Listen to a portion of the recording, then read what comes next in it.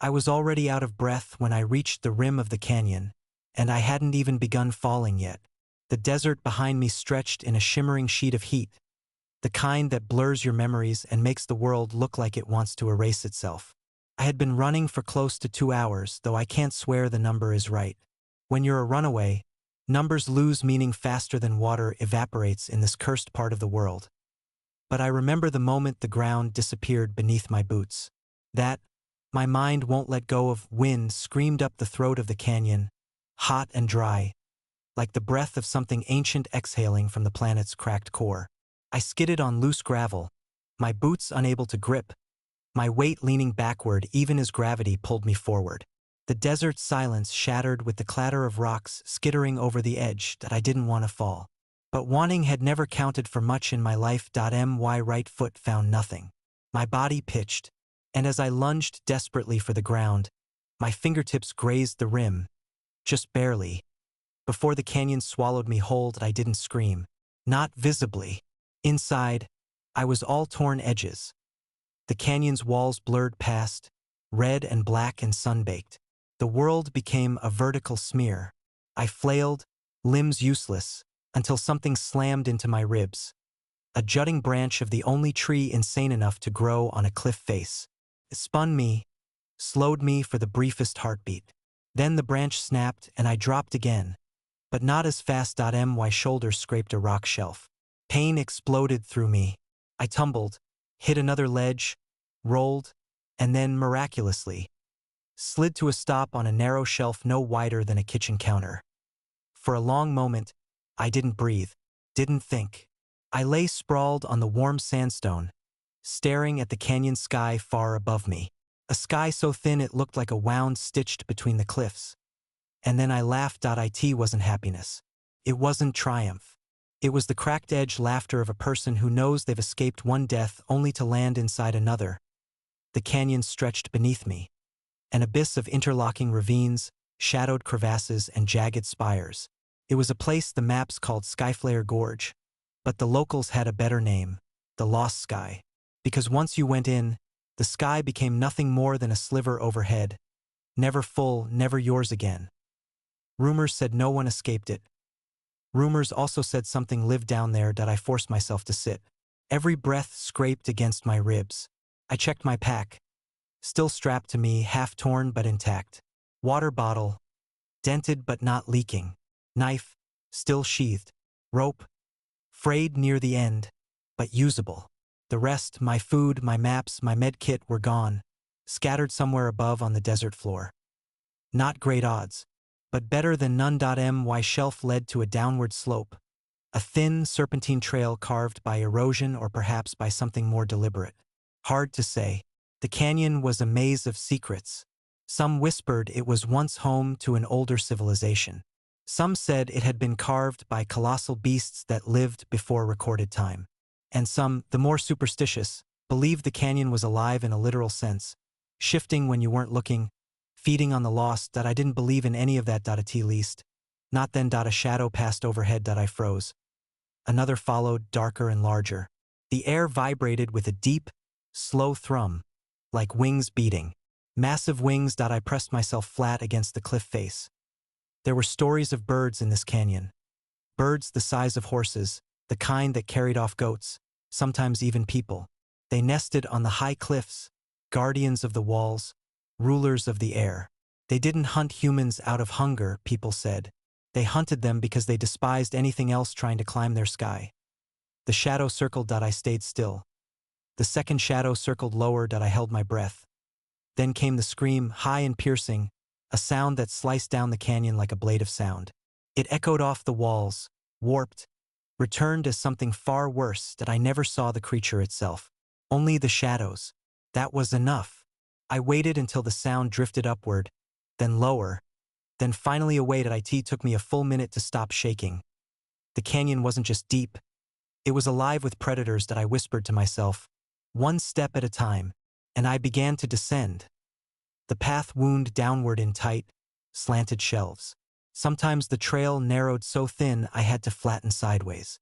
Sometimes the sandstone crumbled beneath my boots, and I had to leap before sections collapsed entirely. Every few minutes, another feather, bigger than my arm, floated down from above. Some were stained with something dark. Blood? Or just canyon dust? The sun lowered, and shadows stretched like long fingers reaching up the walls. I knew that once night hit, the canyon would be nearly pitch black. I had no flashlight, no ability to climb out.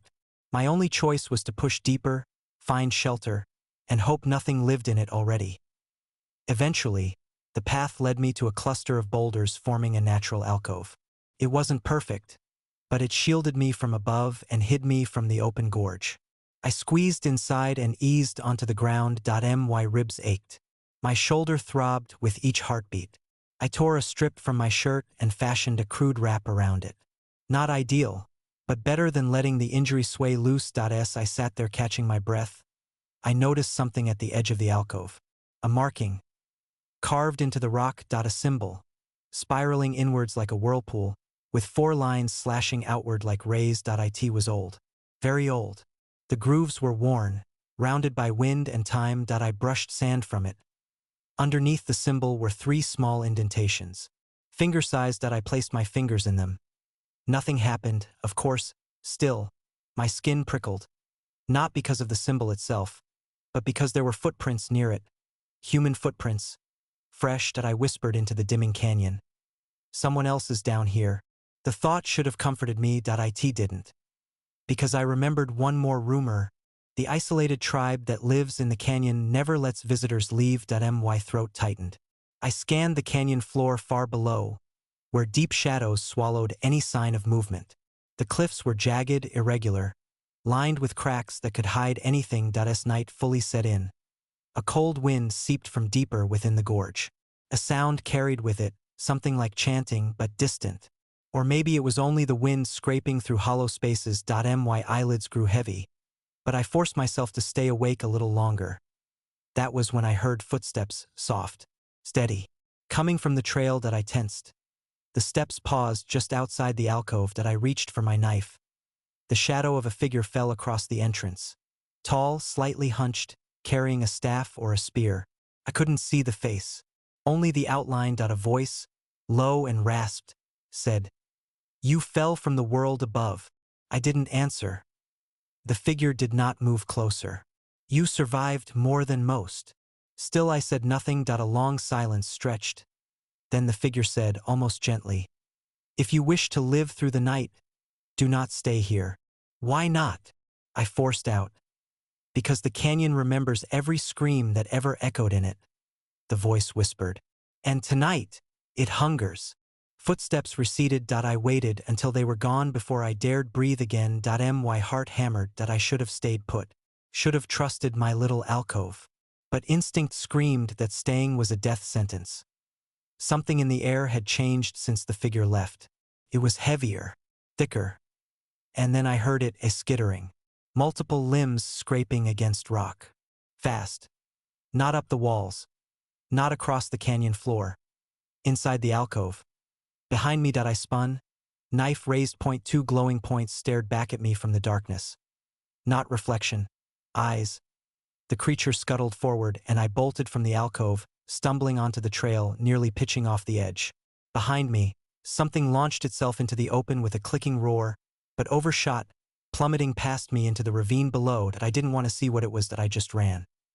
The canyon wind howled as I tore down the darkened trail, vision blurred, ribs screaming. The sky nothing more than a narrow ribbon of stars above. Whatever lurked in this place. Animals, monsters, people, it didn't matter. Only one truth sank into me like a cold blade. The canyon would kill me if I stayed, and kill me if I left. Which meant I had only one option. I had to go deeper. And pray the rumors about the tribe weren't true. Or that, if they were, they needed me alive. I didn't stop running until my lungs burned like I'd inhaled fire. The trail twisted downward in sharp switchbacks, each turn narrower than the last. The canyon walls pressed closer, as if trying to squeeze me back into the alcove I'd escaped. The darkness thickened around me with every step, but at least I was alive. For now. My breath rasped harshly in my throat. I slowed only when the trail widened into a flat ledge overlooking a deeper ravine. I leaned against the cliff wall and let the trembling in my legs settle, if only slightly. A thin slice of moonlight drifted down from the canyon's rim, just enough to see the sharp decline ahead. Below me, the canyon floor disappeared into pure blackness. Somewhere in that abyss, the creature from the alcove had fallen. I listened for the sound of its body hitting the ground. A thud, a crack, anything. Nothing came. Either the thing had fallen a long, long way, or it was still alive, clinging to some hidden ledge. Watching. Waiting. I pushed the thought away before it sank its teeth too deeply. A soft whisper of wind curled around me, tugging at my hair like curious fingers. The air down here didn't feel like desert air anymore. It felt cooler, denser, tinted with the faint scent of wet stone. Water, maybe. A spring or underground river. That could mean life, could mean shelter, but it could also mean danger. I moved on. The ledge narrowed again. I pressed my hand to the cliff for balance, each footstep deliberate and careful. A rock slid under my boot and plummeted into the dark below, bouncing once, twice, before silence swallowed it. Eventually, the trail sloped down into a wider shelf, almost like a plateau suspended halfway between the rim and the canyon floor. Clusters of strange plants grew here, wispy stalks with pale, translucent leaves that glowed faintly in the moonlight. I touched one. Its surface was cool and smooth, almost rubbery, like the skin of a deep-sea creature. Behind me, something shifted. I spun, knife ready, only for a faint whisper to float across the shelf. Not all who fall belong here. The voice was low, almost reverent. Familiar. The figure from earlier stood at the edge of the shelf, the one who warned me to leave the alcove before whatever was inside it devoured me. I still couldn't see their face, only their outline. A tall form wrapped in layered cloth, a hood pulled low, the faint gleam of a staff or spear in their hand. "You followed me," I said, more accusation than observation. "I watched," the figure corrected. "For your sake." "Why?" "Because the canyon chose you," they said softly. "It rarely chooses without purpose." I gritted my teeth. "You're talking like this place is alive." "It is," the figure replied simply. A shiver crawled up my spine. "Who are you?" "A wanderer," they said. "Just like you. But unlike you, I know the canyon's rules." I wanted to step closer, to see their face, but something held me back. Instinct, maybe, or fear. "And what rules are those?" "That everything has a cost," the figure murmured. "Every step, every breath." They tilted their heads slightly, as if listening to something in the stones. "You must keep moving," they added after a moment. "Night is the canyon's realm. Its children wake when the sun dies." I thought of the glowing eyes in the alcove. "I've already met one." "That was only a scout," the figure whispered. "They hunt in packs." My stomach dropped. "Where should I go?" I asked. The figure raised their staff and pointed deeper into the canyon, toward a narrow slit between two towering cliffs. "The Path of Echoes," they said. "If you can reach its end before dawn, you might survive." "Why help me?" I asked again. This time, the figure didn't answer. They only stepped backward until the shadows swallowed them whole, as though they were part of the canyon itself, and I was alone again. The Path of Echoes was narrower than any trail I'd walked so far, a corridor of stone that curved like a serpent's spine. The walls on either side rose high enough to block the moonlight entirely. My world shrank to a dim gray tunnel, and every sound I made, footsteps, breath, heartbeat, bounced back at me in strange, distorted ripples. Tap. Top. Tap. Tap. Tap. Sometimes the echoes didn't match my movements at all. I tightened my grip on my knife. "Paranoia will get you killed before anything else does," I muttered. The echo repeated. "Killed? Else does?" A chill spread through me. Halfway through the corridor, something changed. The air grew colder. The darkness grew heavier. The walls shimmered faintly as though moisture seeped through cracks. And then I heard breathing. Not mine. Slow. Gruff. WIT echoed through the corridor like something dragging air through a torn throat. I froze. The breathing grew louder, closer. "Show yourself," I whispered. though I regretted speaking as soon as the words left my lips. A moment of absolute silence followed. Then the breathing stopped and I held my knife up, trying to see any movement. For a long stretch of seconds, nothing happened. Then the wall to my right shifted. A section of rock bulged outward, as if something massive was pushing from behind. Dust trickled down. Cracks spiderwebbed. No, no, no! The stone burst open. A creature lurched onto the path, half pulling itself, half falling. Its body was a tangle of sinewy limbs, covered in a thick hide that looked like stone fused with flesh. Its head was elongated, faceless except for a vertical slit lined with needle-like teeth. Its arms ended in jagged claws. It let out a gurgling hiss. I staggered backward. The creature moved with an unnatural twist, limbs scraping, claws skidding against stone. Every shift of its body produced a deep grinding noise, like rock being crushed under immense pressure. I lifted the knife. My tiny, pathetic knife. The monster lunged. I dove to the side, narrowly avoiding its claws. They sheared into the wall, carving long, deep furrows into the stone as if it were soft clay. Dust rained over us. I scrambled to my feet and ran. The creature barreled after me, its limbs thundering, its breath rasping. The corridor amplified the sound until it felt like the monster was everywhere. Behind me, beside me, underneath me. The path sloped downward. I slid, nearly losing my balance, stones cutting into my palms. The creature swiped again, the air cracking inches from my back. I saw an opening ahead. A crack in the canyon wall, narrow but maybe big enough to squeeze into. I didn't think. I dove toward it, turning sideways, forcing my body between the jagged edges. The rock scraped my skin raw, but I managed to wedge myself inside. The creature lunged after me and slammed hard against the opening. Its claws scraped wildly, raking sparks as they struck stone. It shrieked, a piercing, bone-splitting cry that echoed endlessly through the canyon. I pressed myself deeper into the crevice until the rock crushed against my ribs. The monster couldn't fit, but it could wait. It clawed at the edges of the opening, carving deeper, widening it inch by inch. Chips of stone flew across my face. I was trapped. Think. The crack extended deeper but into total darkness. I had no idea what lay behind me. Another monster, a dead end, a sheer drop, but I knew what was in front of me. Certain death. I swallowed dryly and forced myself deeper into the crevice. The stone tightened around me. My shoulders screamed. My ribs throbbed. Breaths came shallow. Behind me, the space narrowed, then widened. A small cavern, barely big enough to crouch in. The monster clawed at the entrance, widening the gap. If I stayed here, it would reach me soon. I scanned the cavern. There were two ways, back to the creature, or deeper into the rock. A faint breeze brushed my cheek.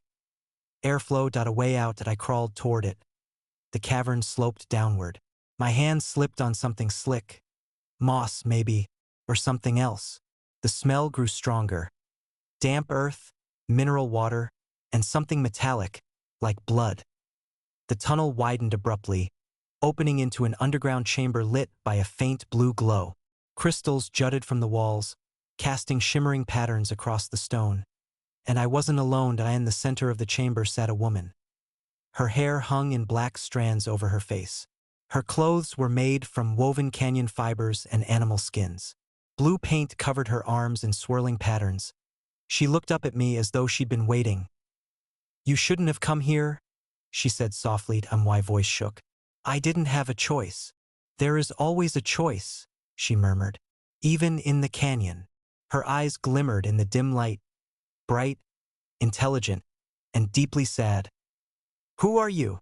I asked.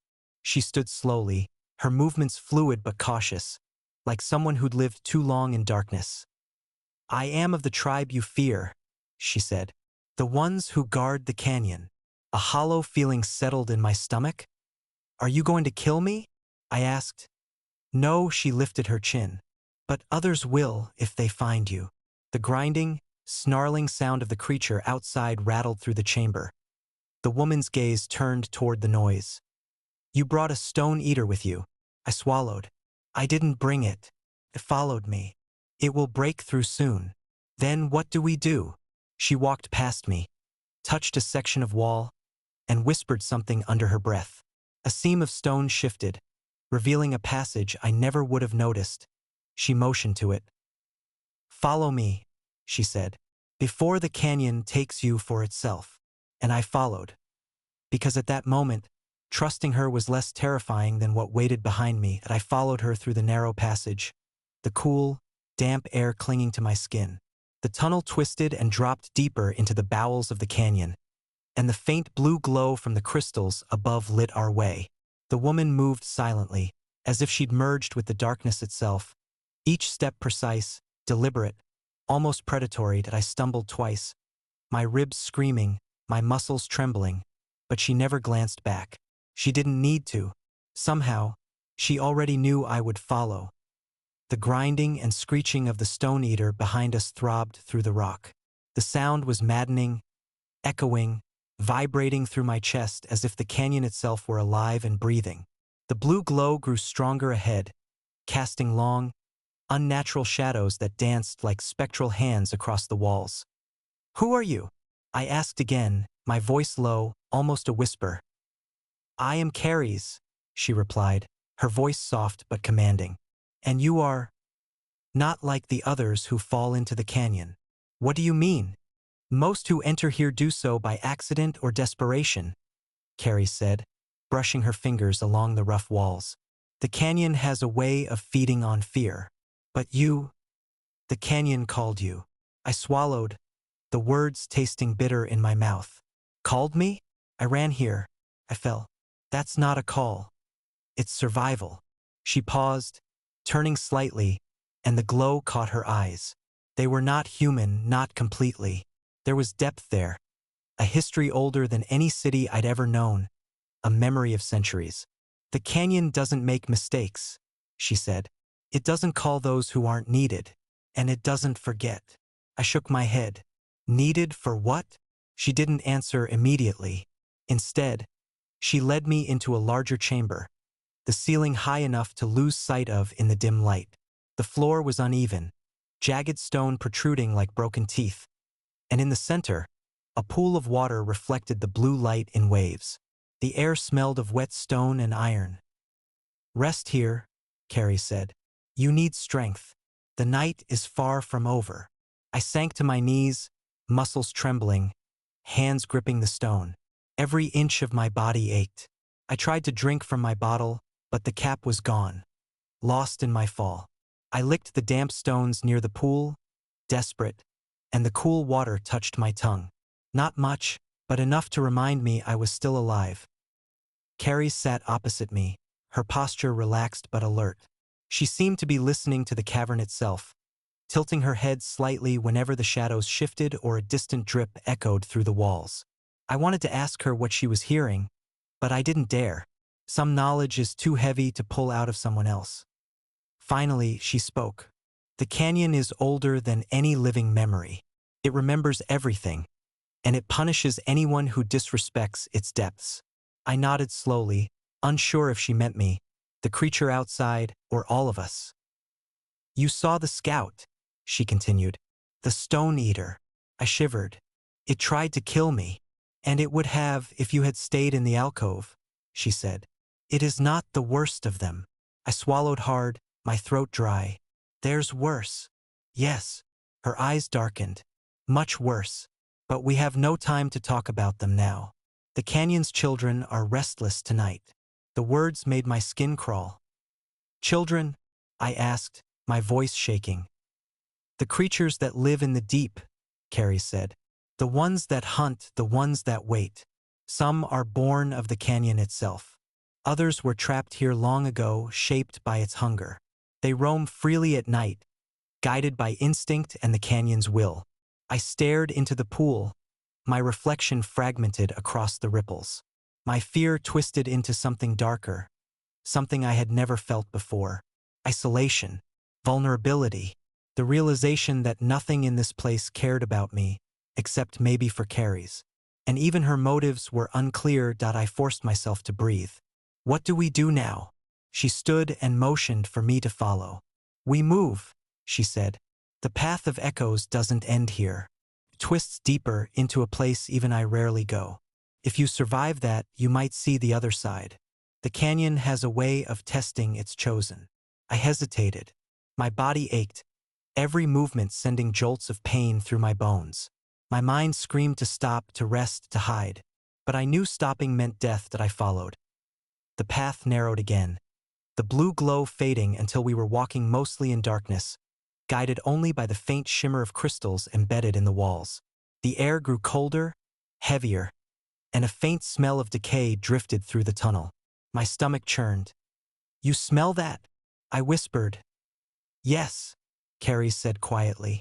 "Remains of the lost. Those who were not chosen." I swallowed hard. My throat felt like sandpaper. Do we have to go past them?" She shook her head. "No. But their presence will warn the canyon that someone new is coming. It will be aware of you, even if it cannot see you." We moved silently for what felt like hours, though time had no meaning down here. Every step was accompanied by the distant, scraping sounds of claws against stone, the low growls of something massive moving far above us. Sometimes, I thought I saw shadows flit across the walls, too quick to be anything solid. Eventually, the path opened into a circular chamber. Stalactites hung from the ceiling like jagged teeth, and the floor was littered with loose stones. In the center, a pool of water reflected the crystalline glow, but this one was different. Its surface rippled even without wind, as if something beneath stirred. "This is the mirror pool," Carrie said. "Many have drowned here, entranced by what they see." I stepped closer, peering into the water. At first, it was just my reflection, twisted by the ripples. But then, I saw something else. A figure behind me, tall, cloaked in shadows, face hidden. Not Carrie's, not me. Something inhuman, yet undeniably intelligent. I spun, knife raised. The chamber was empty. I glanced back at the pool. The figure remained, reflected in the water. Its eyes glowed faintly. It raised a hand, beckoning. Carrie's grabbed my arm, yanking me back. "Do not touch it," she hissed. "It is a trap. Many have been claimed by the mirror pool, never to return." I stumbled back, heart hammering. "What is it?" She shook her head. "An echo of what the canyon wants you to see. Your fear, your doubts, your past. It feeds on it. If you succumb, you will be lost, body and soul." I forced myself to breathe.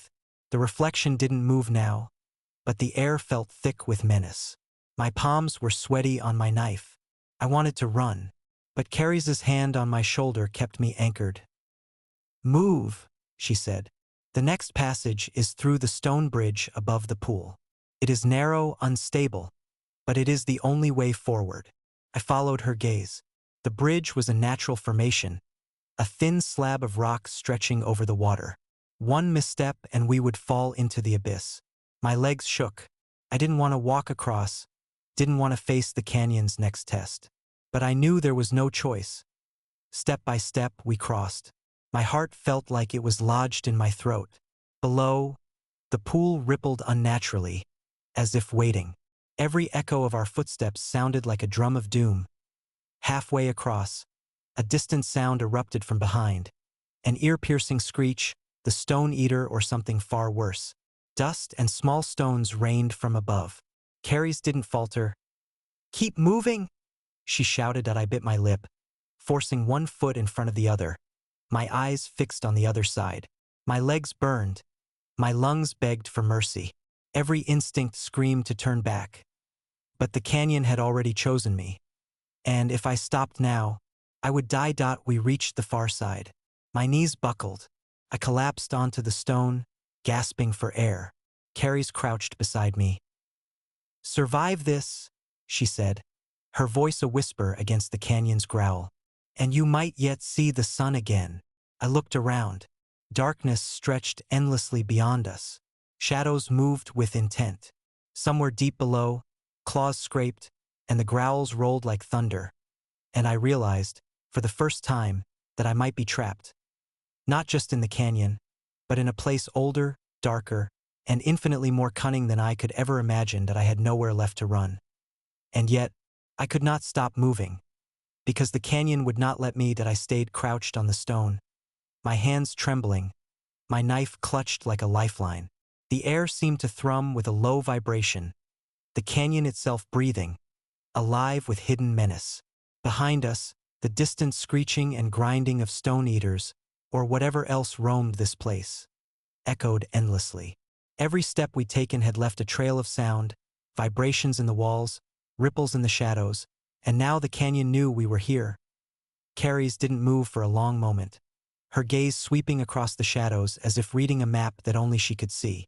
Then she reached out, grabbing my arm. We can't linger. The canyon tests patience as cruelly as it tests courage. Come. I forced myself to rise, muscles trembling. My limbs felt like lead, my lungs burned, but I followed her. She led the way to another narrow passage, jagged and uneven, twisting downward at an angle that made me feel like the stone itself wanted to swallow us. The canyon has memory, Carrie said as we walked. Every crack, every crevice, every footprint. It remembers. Sometimes it shows you your past, sometimes it distorts it. It uses it to shape fear. Never forget that. I shivered. And the stone eater? Merely the canyon's warning.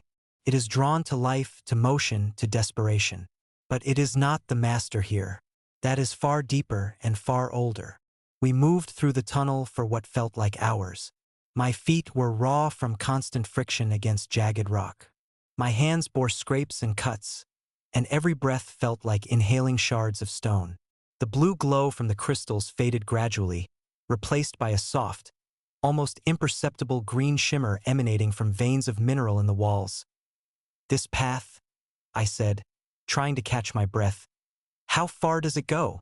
To the heart, Carrie said simply. The heart of the canyon. There all answers or all endings reside. I swallowed. Heart of the canyon?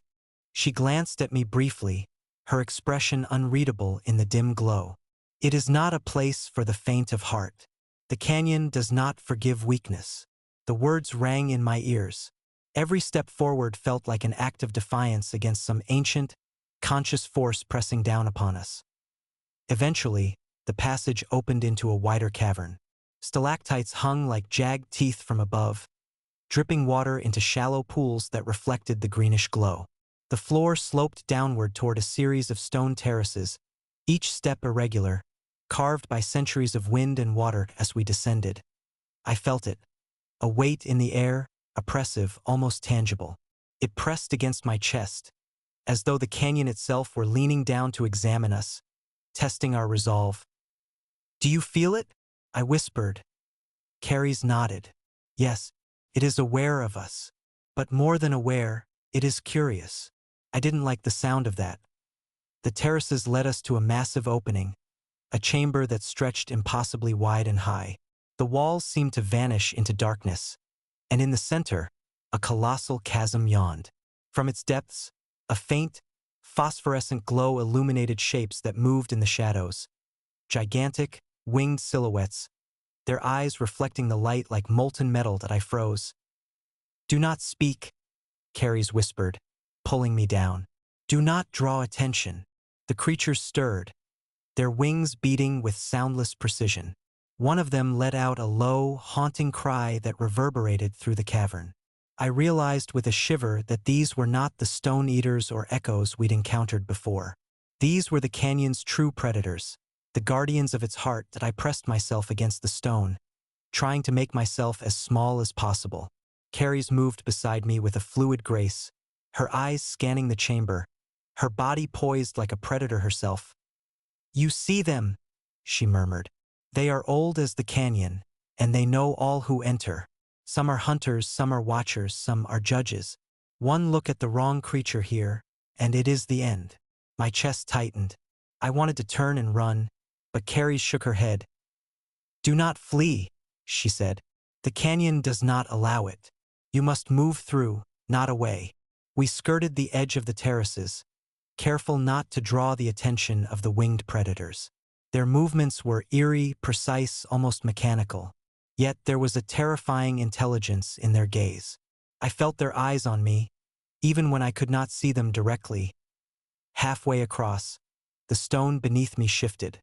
A small cascade of rock crumbled and fell into the chasm below, sending echoes bouncing through the chamber like thunder. One of the winged creatures let out a sharp screech and flapped its wings, creating a gust that nearly knocked me off balance. "Move!" Carrie's hissed, and I scrambled forward, gripping her arm for guidance. The creatures watched us but did not pursue. Instead, they circled lazily, their glowing eyes tracking our every motion. I could feel my heart hammering in my chest. Each beat was a drum of warning, echoing through the canyon. We finally reached the far edge of the terraces, where a jagged stone bridge stretched over the chasm. It swayed slightly, unstable, but it was the only way forward. I forced myself to take the first step, testing the rock's weight. It groaned under me but held. Step by step, I crossed, my stomach in knots. Every shadow seemed alive. Every whisper of wind carried the threat of unseen claws. I dared not look down at the glowing abyss below. Halfway across, Carrie stopped. "Listen," she said softly. I paused, straining to hear over the pounding of my own heart. A voice, low and sonorous, echoed from the depths of the chasm. It was not a sound that belonged to a creature, not a growl or screech, but something older, deeper, almost human, but warped, stretched across centuries. "You are here," it said. I froze. Carrie's placed a hand on my shoulder. "Do not respond. It is testing. It knows fear." The voice continued, slow, deliberate, resonating through the stone. "Why do you seek the heart? What is it that you desire?" I opened my mouth to speak, then closed it again. How could I answer? What could I possibly say to whatever ancient consciousness dwelled here? Carrie's leaned closer. "Do not speak. Move. Keep moving." I nodded, swallowing hard, and forced my legs to continue. The bridge ended at a narrow tunnel carved into the stone. The voice did not follow. Instead, a deep silence settled, oppressive and heavy. I could feel the weight of it pressing down, making every step feel like wading through water. The tunnel opened into another chamber, smaller, intimate, yet no less threatening. In the center was a stone pedestal, ancient and worn, etched with markings I could not read. On the pedestal rested a crystal, pulsating with a soft, green light. It seemed to breathe, as if alive. "This," Carrie's whispered, "is the heart, the canyon's core, its memory, its power." I approached cautiously. The air around it thrummed, resonating through my bones. I wanted to touch it, to know it, to understand why the canyon had called me here. Carrie stopped me with a hand on my wrist. "It will test you. Do not let your fear guide your actions." I nodded, though my heart raced uncontrollably. I stepped closer. The crystal pulsed faster as I approached, synchronizing with the rhythm of my own heartbeat. The shadows in the chamber shifted. Whispers filled the air, rising and falling like the tide. I realized the canyon was speaking to me. Not with words, but with feeling, with memory, with raw, primal instinct. Images flashed in my mind. The alcove, the stone eater, the winged guardians, and countless others who had fallen before me. Faces contorted in fear, despair, and longing. Some begged, some screamed, some simply vanished. I felt their pain, their hope, their anger. I felt the canyon's desire for control, its hunger, its patience, and then, the crystal's light intensified, blinding me, forcing me to close my eyes. When I opened them again, I was no longer alone. A figure stood before me. Tall, cloaked in shadows, eyes like molten gold. Its presence radiated power, and yet, I felt no fear. Not fully. Something deep inside stirred. A spark of defiance, of survival of life. "You have come far," it said, voice echoing through the chamber. "Few reach this place. Few endure what you have endured. What is it that you seek?" I swallowed. My throat was dry, my lips trembling. I looked at Carrie's, who nodded ever so slightly. I want to live," I said, voice barely audible. The figure's gaze bore into me, judging, weighing, piercing through the layers of fear and doubt. "Living is not enough. You must endure." You must confront what you carry, what the canyon has revealed, and what you have yet to face. Only then, it trailed off, gesturing to the crystal. Only then may you leave. Only then may you claim your freedom. I took a deep breath, summoning every shred of courage left in me. I stepped closer to the crystal, feeling the canyon's heartbeat thrumming against my own. Whatever lay ahead, I knew one thing. There was no turning back. The canyon had chosen, and I would answer that I stood before the crystal, its green glow pulsating in time with my own heartbeat. The chamber seemed to shrink, the walls pressing inward, shadows folding over themselves like living things. My palms were sweaty, my knife forgotten at my side. Every fiber of my being screamed to flee, but fleeing was impossible. The canyon had claimed me. The shadowed figure remained, its molten eyes boring into mine. The trial begins, it said. You will face your deepest fears. You will confront the truths you hide. Only then will the canyon grant passage. I swallowed hard. I'm ready. The figure tilted its head. Do not lie to yourself. The canyon sees all. It knows when courage is false. Before I could respond, the crystal flared, and the chamber dissolved around me. One moment I was standing on solid stone, the next I was somewhere else entirely. I was falling. Not through space, but through memory, through possibility. Shadows twisted into shapes. Scenes from my life I had buried, regrets, mistakes, moments I could never undo. Faces of people I loved and lost flashed before me. My failures screamed at me in voices both familiar and monstrous that I tried to fight it, tried to turn away, but the canyon held me in place. It wanted me to see, to feel, to accept. Then came the fear, the canyon's most cunning weapon. I was back in the narrow ravine where I had first fallen, the storm raging above. Water surged, tearing at the rocks, pulling me under. I reached for the edges, but they crumbled beneath my hands. A screech echoed behind me, the stone eater, or something far worse that I screamed, thrashing, and felt myself pulled into darkness. When I opened my eyes, I was in a different place entirely. A vast, open canyon under a blood-red sky. The cliffs towered impossibly high, shadows stretching into eternity. And on the ledges above, the winged guardians watched, their eyes molten gold, waiting. A figure approached, cloaked in shadow. Carice. Or was it a memory of Carrie's? Her eyes glowed faintly in the crimson light. You must choose, she said, voice echoing. Do you face the canyon's judgment, or do you flee into oblivion? I looked at the cliffs, at the guardians, at the abyss below. Every instinct screamed to run, to hide, to escape the canyon's grip. But I couldn't. I face it, I said, voice trembling. The sky above rippled. Shadows flowed like liquid, and the canyon itself seemed to pulse with life. The ground beneath my feet cracked, and I felt a surge of vertigo as if I were standing on the edge of reality. You will be tested, Carrie said. First, the trial of fear. The winged guardians swooped down, their massive forms casting darkness over me. Their eyes glowed, unblinking, probing. I backed against a cliff face, heart hammering.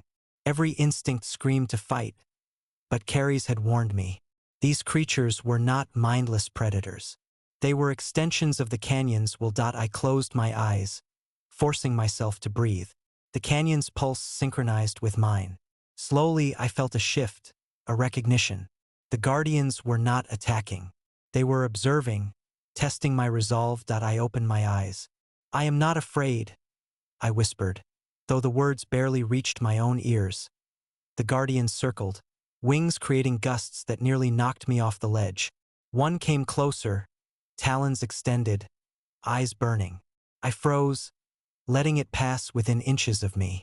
Its gaze bore into me, and I felt my deepest fears laid bare. Failure, abandonment, insignificance. And then it passed. Another and another, until the guardians had circled and retreated.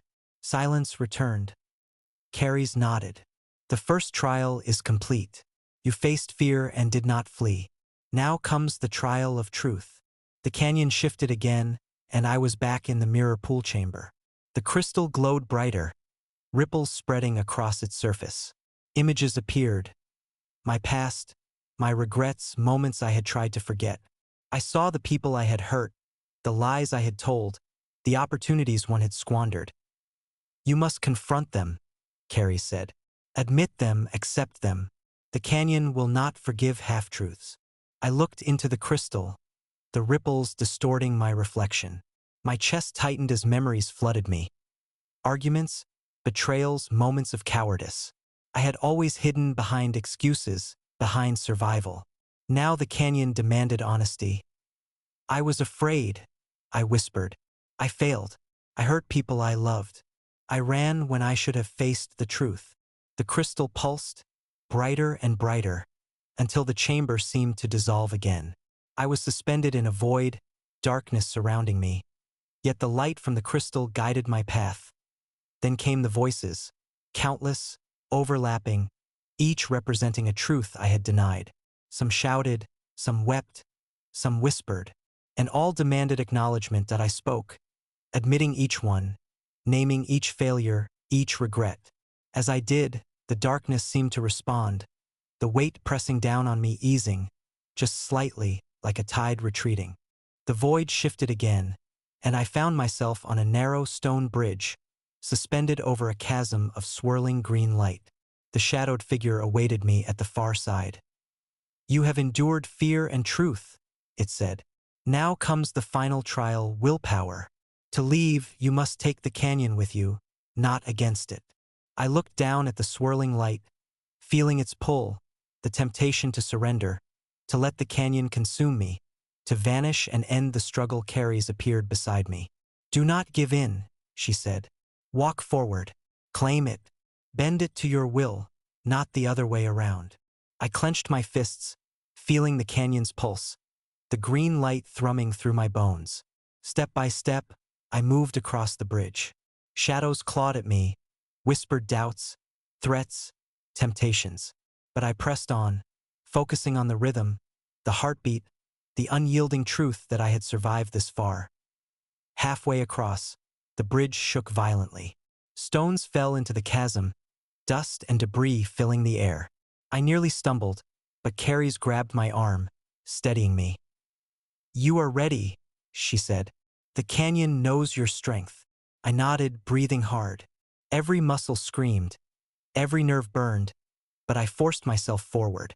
The shadows screamed, twisted, tried to pull me into the abyss, and then I reached the far side. The shadowed figure extended a hand, and the crystal's glow enveloped me. I felt a surge of energy, raw and alive, as if the canyon itself flowed through my veins. The pulse of stone, wind, water, and sky intertwined with my own heartbeat. I was part of it now, yet still myself. You have endured, the figure said. You may leave, if you wish, but know this, the canyon never forgets. It always waits, always tests, and one day it may call you again. I looked around, the chamber fading, the green light dimming. Carrie's gave me a small, almost imperceptible nod. Then everything shifted, and I was standing at the canyon's edge, sunlight breaking across the cliffs. The air was warm, dry, alive. Birds called in the distance, not the monstrous guardians, but ordinary birds. The wind carried the scent of earth, life, and freedom. I collapsed to my knees, gasping, trembling, laughing. I had survived. I had endured. I had faced the canyon's heart and returned. But even as relief washed over me, a part of me remained alert. The memory of the winged guardians, the stone eater, the mirror pool, and the shadowed figure lingered like a pulse beneath my skin. The canyon had released me. For now, and I knew, deep down, that one day, it would call again. That I stood slowly, brushing the dust from my clothes. The path behind me was silent, empty, as if it had never existed. The green glow, the shadows, the trials, they were all gone, leaving only memory and the sunlit cliffs before me. I took a deep breath, feeling the wind against my face. I was alive. I was free. For now. The sun was climbing higher, burning away the early morning mist. The cliffs around me glowed orange and gold, jagged edges slicing the sky. I should have felt relief, exhilaration, maybe even victory. But the canyon's trials had left a mark deeper than any cut or bruise. I could still feel its pulse in my veins, hear its whispers behind my thoughts. Freedom tasted bitter, and I knew it wouldn't last. Carries walked beside me, silent but alert. She didn't speak unless necessary, her eyes constantly scanning the ledges, the shadows, the wind. I noticed how every movement of her body was measured, precise, like she was listening to some rhythm of the canyon that I could not hear. "I thought we were done," I said finally, breaking the tense silence. "We passed the heart, the trials. Isn't that enough?" Carries didn't answer at first. Then, slowly, she said, "The heart tests the soul. The outer cliffs test the body. The canyon does not release you until both are proven." I swallowed hard. My muscles ached. My skin still bore the marks of stone and crystal, and my mind spun from memories I wished I could forget. Yet the canyon demanded more. We descended a narrow ledge along the side of the cliffs. The drop was dizzying, endless. Below, the greenish glow of deep shadows hinted at vast chasms and rivers of rock and stone that might devour a man in a heartbeat. Wind whipped through the crevices, howling like the cries of the lost. Every step was a calculation, every handhold uncertain. "You'll need to keep your wits," Carrie said. "The canyon shifts. Ledges crumble. Shadows move. It watches and waits for mistakes." "Shadows move?" I asked. She didn't elaborate. I didn't need her to. My imagination had already conjured every horror the canyon could manifest. Shadowed figures that reached out with impossible length, darkness that swallowed sound and hope, cliffs that closed in like jaws. We were crossing a natural stone bridge, thin and unstable, suspended over a yawning chasm. The wind gusted suddenly, nearly knocking me sideways. My foot slipped on the slick surface. I caught myself with a hand to the rock, heart hammering. "Keep moving," Carries urged. "The canyon will test balance and fear first." I took deep breaths, forcing my legs to obey. Step by step, I advanced, each motion a battle against gravity and panic.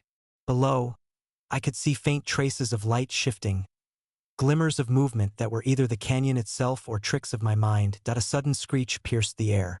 I froze. The winged guardians?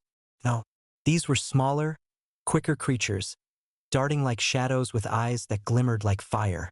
They swooped around the ledge, jostling pebbles over the edge, testing us, teasing us. "They hunt in packs," Carries whispered.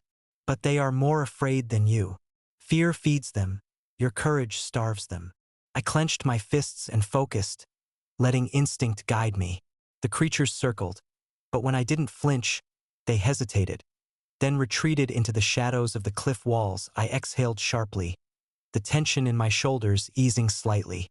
Carries gave me a faint nod. We continued along the cliff face, navigating twisting passages and narrow ledges. The canyon seemed to shift as we moved. Walls closed in slightly, then expanded, shadows stretched and retracted, and the wind carried distant echoes of laughter and cries. It was disorienting, relentless, and exhausting. At one point, I stumbled onto a ledge covered in loose gravel. My foot slid, and I barely caught myself on a jagged stone. The wind howled in my ears, drowning out all thought. "Hold," Carrie said, reaching for my arm. "The canyon tests reflexes now." I gritted my teeth, gripping the ledge, trying to still my shaking body. The canyon's pulse was in my ears, in my bones, in every nerve. I realized the trials of the heart had prepared me only partially. The outer cliffs demanded precision, endurance, and calm under pressure. We passed a narrow tunnel carved by water over centuries. Stalactites hung like jagged knives, and the floor was slick with mineral deposits. One misstep could mean a fatal slip. I held my breath, stepping carefully, testing each stone with my toes before committing my weight. Then the wind shifted, and I heard it. A low rumble beneath the cliffs, like the canyon itself groaning. The shadows in the tunnel deepened, stretching unnaturally, and I saw shapes moving in the darkness. Creatures, perhaps, or illusions. My pulse quickened. "Do not trust your eyes," Carries whispered. "Trust your instincts." I followed her lead, keeping my focus on balance, breathing, and the feel of solid rock beneath my feet. Every step felt like a battle. Hours passed, or maybe minutes. Time had no meaning here. We came upon a cliffside alcove overlooking a jagged valley, and I paused to catch my breath. My muscles screamed, my lungs burned, and my mind ached from the endless vigilance. Carrie studied the alcove. "We rest here briefly," she said. "The canyon's testing is not only physical. It gauges patience, endurance, the ability to maintain clarity." I sank to the ground, grateful for the momentary reprieve. Below, the canyon opened into a massive chasm, its depths shrouded in mist. I could just make out the faint glimmer of veins of mineral in the stone walls, casting eerie reflections that I felt it again. The canyon's pulse, slower now, almost contemplative. It had observed my endurance, measured my resolve.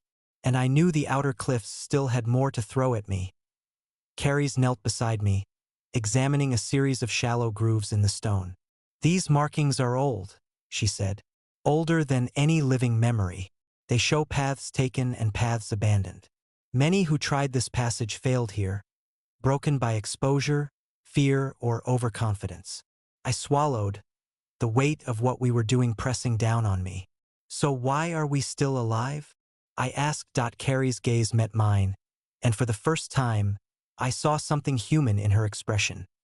A hint of weariness, a hint of doubt.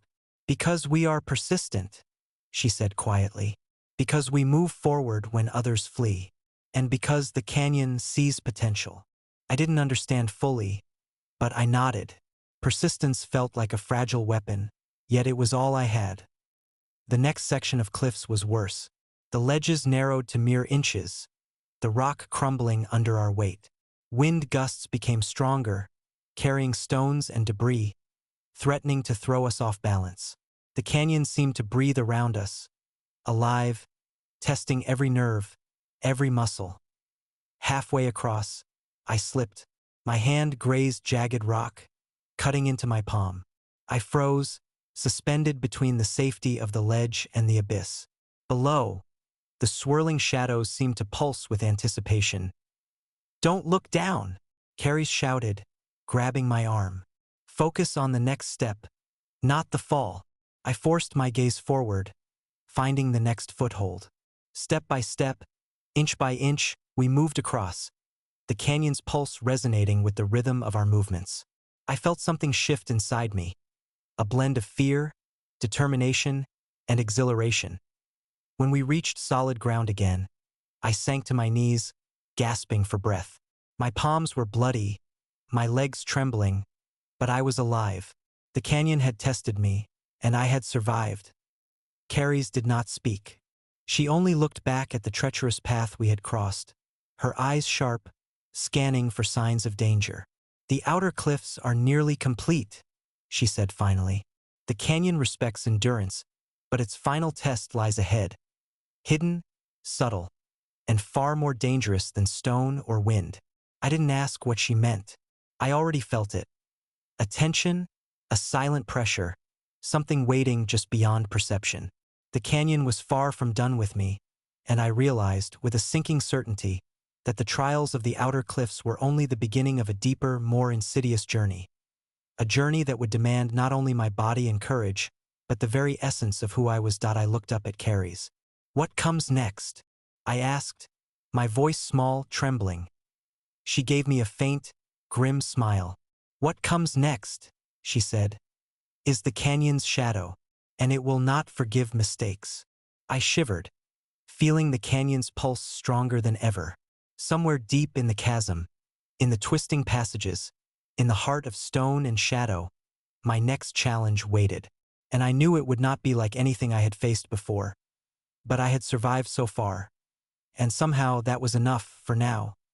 The outer cliffs behind us were gone now, swallowed by the canyon's endless expanse. In their place rose a darkness that was not absence of light, but presence of something alive. An almost viscous blackness that dripped from the rock like liquid shadow. The air grew cooler, heavier, as if the canyon itself exhaled around us. Carries led the way silently, her hand brushing over walls slick with moisture. I followed closely, senses stretched to the limit, ears straining for the slightest whisper of movement. Every step I took was measured, careful, yet the feeling of being watched never left me. "This is the Shadow Labyrinth," Carrie said quietly, breaking the silence. "Few survive it. It warps perception. It feeds on doubt and fear. Every corner can be a dead end or a trap." I swallowed hard. The shadows seemed to shift at the edges of my vision, twisting and writhing, forming shapes that vanished when I tried to focus. I felt as if I were walking through the inside of my own mind, the canyon peeling away layers I had never faced. "Stay close," Carrie's warned. "Do not trust sight or sound alone. Trust instinct." The passage narrowed further, forcing us to move single file. My shoulders brushed the walls, slick and cold. Every breath created a fog that mingled with the darkness. I reached out, hands trembling, touching shapes that might be walls or illusions. Then I heard it, a whisper, faint but unmistakable. "Turn back." I froze. The voice was soft, coaxing, familiar. My mind scrambled, trying to identify it, but there was no one there. Only shadows. "Ignore it," Carrie said, her voice calm, unshakable. "The canyon speaks in ways meant to mislead. Its whispers are traps." I nodded, forcing myself forward. Step by step, we moved deeper into the labyrinth. The shadows thickened, coiling around our feet, clinging to the walls, moving in patterns that felt purposeful. I had to concentrate on the feel of solid ground beneath me, the rhythm of Carrie's footsteps, the pulse of my own heart, to keep from being swallowed by panic. We came to a fork in the path. One corridor stretched downward into blackness that seemed to hum with life. The other wound upward, narrow and twisting, with glimpses of faint green light at the ceiling. "Which way?" I asked. My voice sounded small, fragile, swallowed by the darkness. Carrie's closed her eyes briefly, her hand brushing the walls, feeling the pulse of the stone. "The canyon prefers the path of least resistance," she said finally. "But its tests are not always direct. Sometimes the hardest path is the right one." I shivered. "So, we go down?" She nodded. "Down. The shadows are stronger there, but so is the truth." We descended slowly. The darkness thickened to a tangible weight, pressing against our chests and skulls. I could hear the faint drip of water somewhere below, the echo of stones rolling, the distant, almost musical hum that seemed to rise from the very walls. Then I realized. The shadows were moving differently here. They were not just shapes, they were extensions of the canyon, probing, testing. They seemed to react to my thoughts, to my fear. I felt my pulse quicken, my mind fraying at the edges. "Breathe," Carrie's whispered. "Focus on the next step. One foot at a time." I tried, but the labyrinth was clever. One moment the passage seemed endless. The next it looped back on itself. Shadows coiled into forms that resembled people. Faces from my past, figures I had loved, lost, or feared. I tried to push them aside, to remind myself they were illusions, but the canyon fed on hesitation. A figure stepped forward from the darkness. I froze. It was Carrie's, or a perfect shadow of her. "Why do you follow me?" it asked, voice identical, yet hollow, echoing. I stumbled back, heart pounding. "You're not real." The shadow smiled, a distortion that stretched impossibly. "Real? Do you know what real means here? This is the canyon. Everything here is real, if you let it be." Carrie's voice cut through the tension, firm and present. "Ignore it. It is the canyon testing you. Do not engage." I forced myself to breathe, to step past the shadow. It mimicked my movements, keeping pace, slipping along the walls, always at the edge of perception. Every instinct screamed to strike it, to flee, to panic, but I remembered the trials of the heart and the cliffs. Survival required focus, endurance. I kept moving. The shadow followed. We entered a cavern where the ceiling opened slightly to a faint, ghostly light. The air was damp and cold, carrying the scent of earth and stone. The shadows here were denser, thicker, almost tangible, forming shapes that twisted and writhed as we passed. Carrie stopped and held up her hand. Here, she said, the canyon will test courage directly. You will face a mirror of your deepest self. A figure emerged from the shadows, stepping into the light. It was me, or a version of me, taller, stronger, darker. Its eyes glowed faintly with green fire that I swallowed hard. What are you? It is you, Carrie said. The canyon manifests your fears, your doubts, your potential for failure. You must confront it, not run. You must prove your will is stronger than your reflection. The shadow me grinned. You think you can leave? You think you are ready? You are weak. You are scared. You always run. I felt a surge of panic. Every failure I had ever experienced, every mistake, every fear pressed against me. I felt small, insignificant, almost ready to collapse under the weight. Then Carrie stepped beside me, her hand resting lightly on my shoulder. Do not fight it with anger, she said.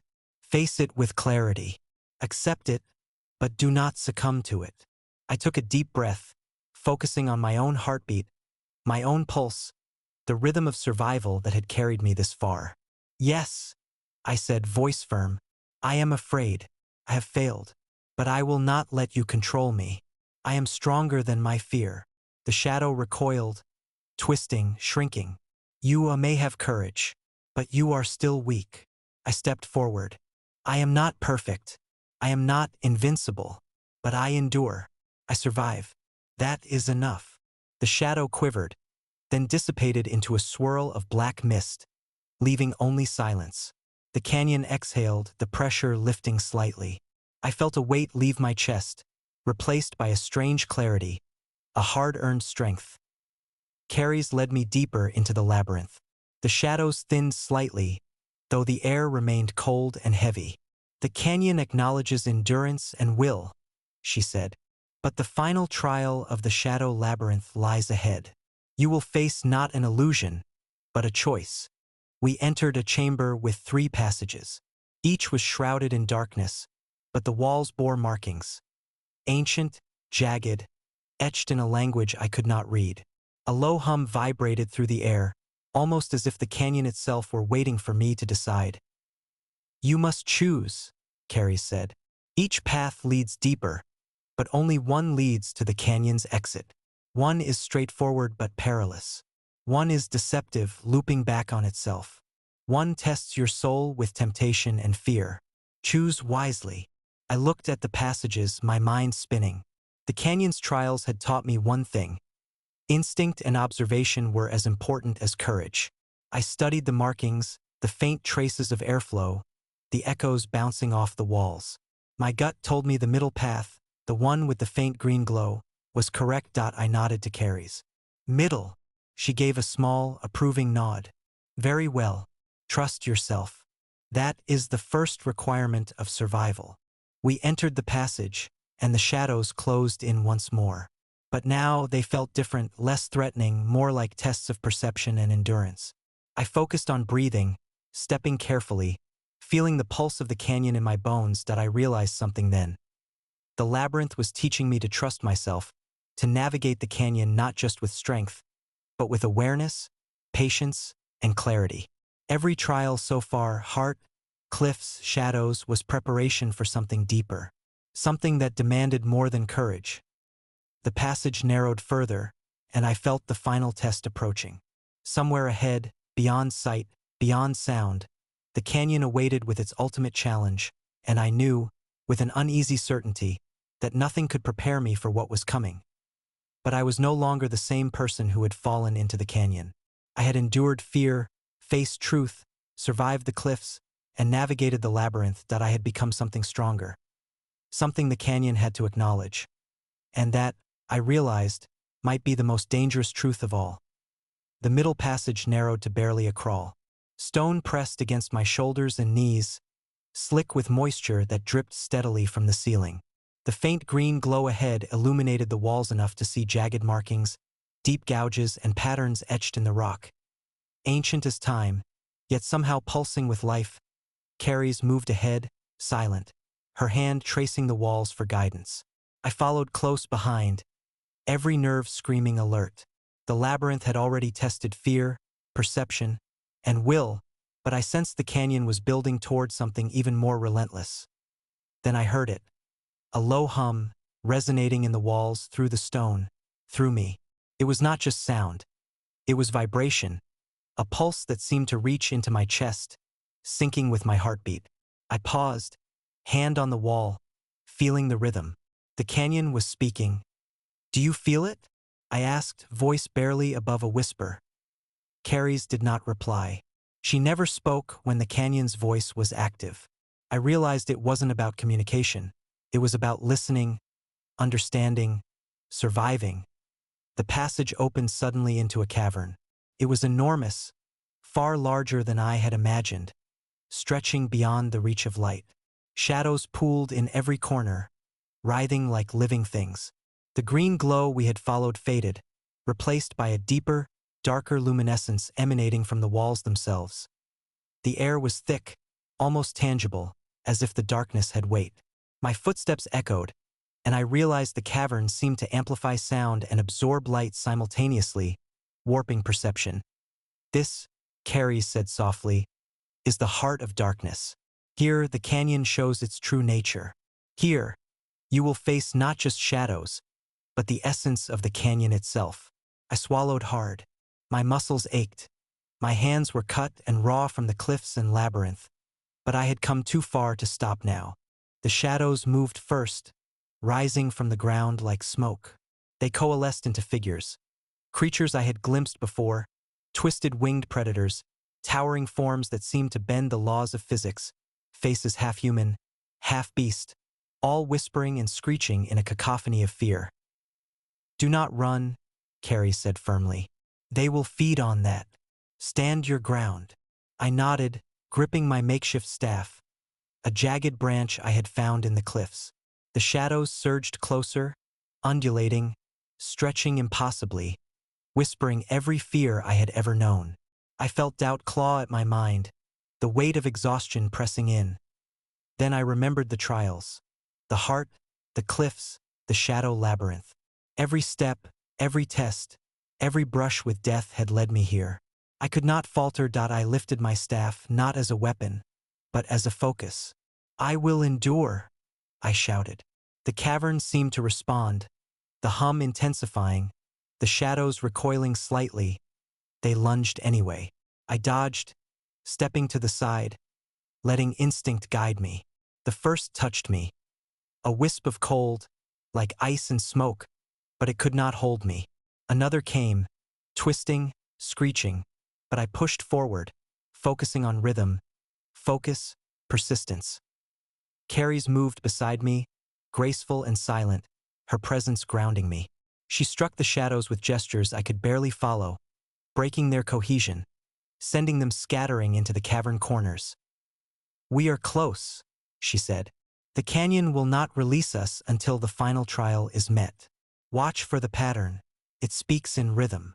The shadows parted to reveal a stone pedestal in the center of the cavern. Upon it lay a crystal, pulsing with green light, radiating warmth and danger simultaneously. I realized instinctively, this was the final focus, the source of the canyon's will in this chamber. "The crystal," Carrie said, "anchors the canyon's essence here. You must touch it, but only with clarity of purpose.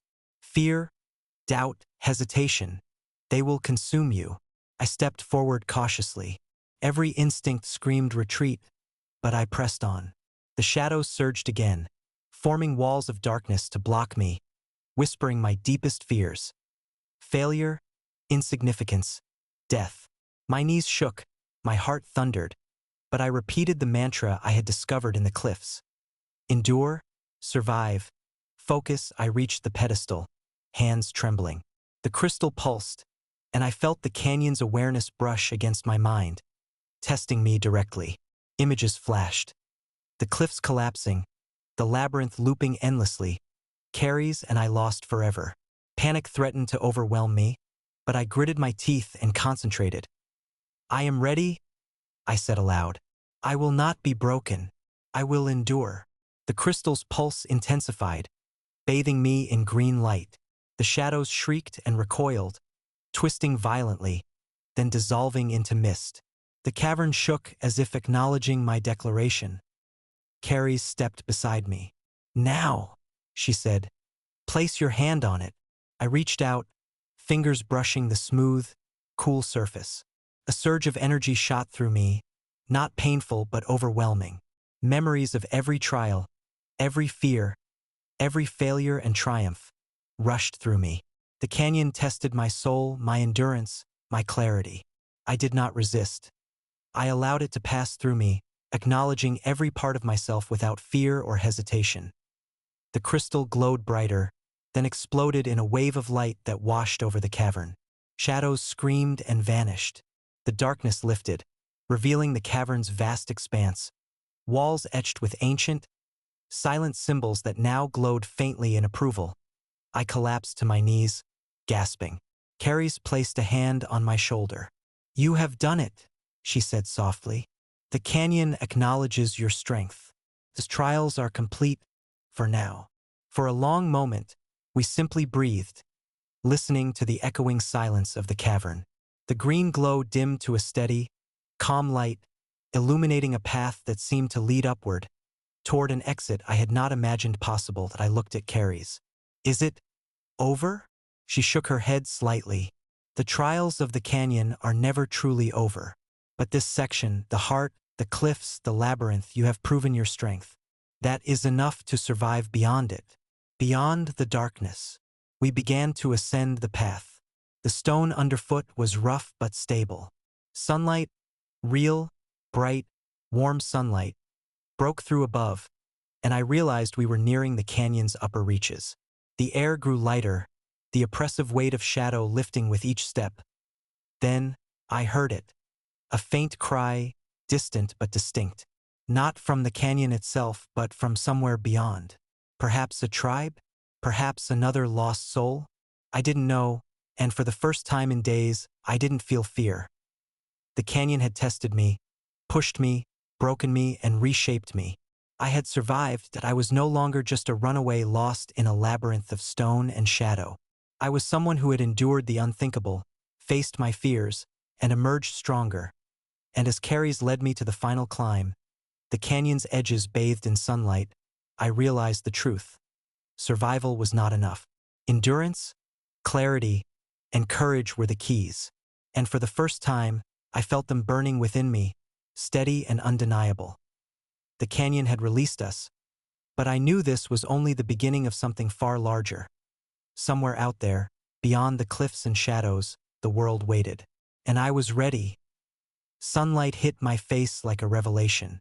After the suffocating darkness, the oppressive weight of the shadow labyrinth, and the trials of the heart of darkness, this sudden brightness felt almost alien. I squinted against the glare, blinking repeatedly, trying to adjust to the openness of the canyon's upper edges. Carries was ahead, moving carefully across the rocky ledge. Her figure was small but steady against the jagged cliffs and the sky that stretched endlessly above us. The air here was thin, dry, scented with stone and wind. For the first time in days, I could hear more than my own heartbeat. The distant cry of birds, the whisper of wind across canyon walls, the subtle rustle of unseen creatures. We were not out of danger. The canyon still loomed beneath us, deep and silent, promising that one misstep could send us tumbling into its maze of stone and shadow. Yet, compared to the darkness, the outside world seemed almost tame. Carries paused near a narrow pass. "From here," she said, pointing down a series of jagged ridges, "we enter the outer reaches of the canyon. Few dare go this far. Even fewer survive." I swallowed.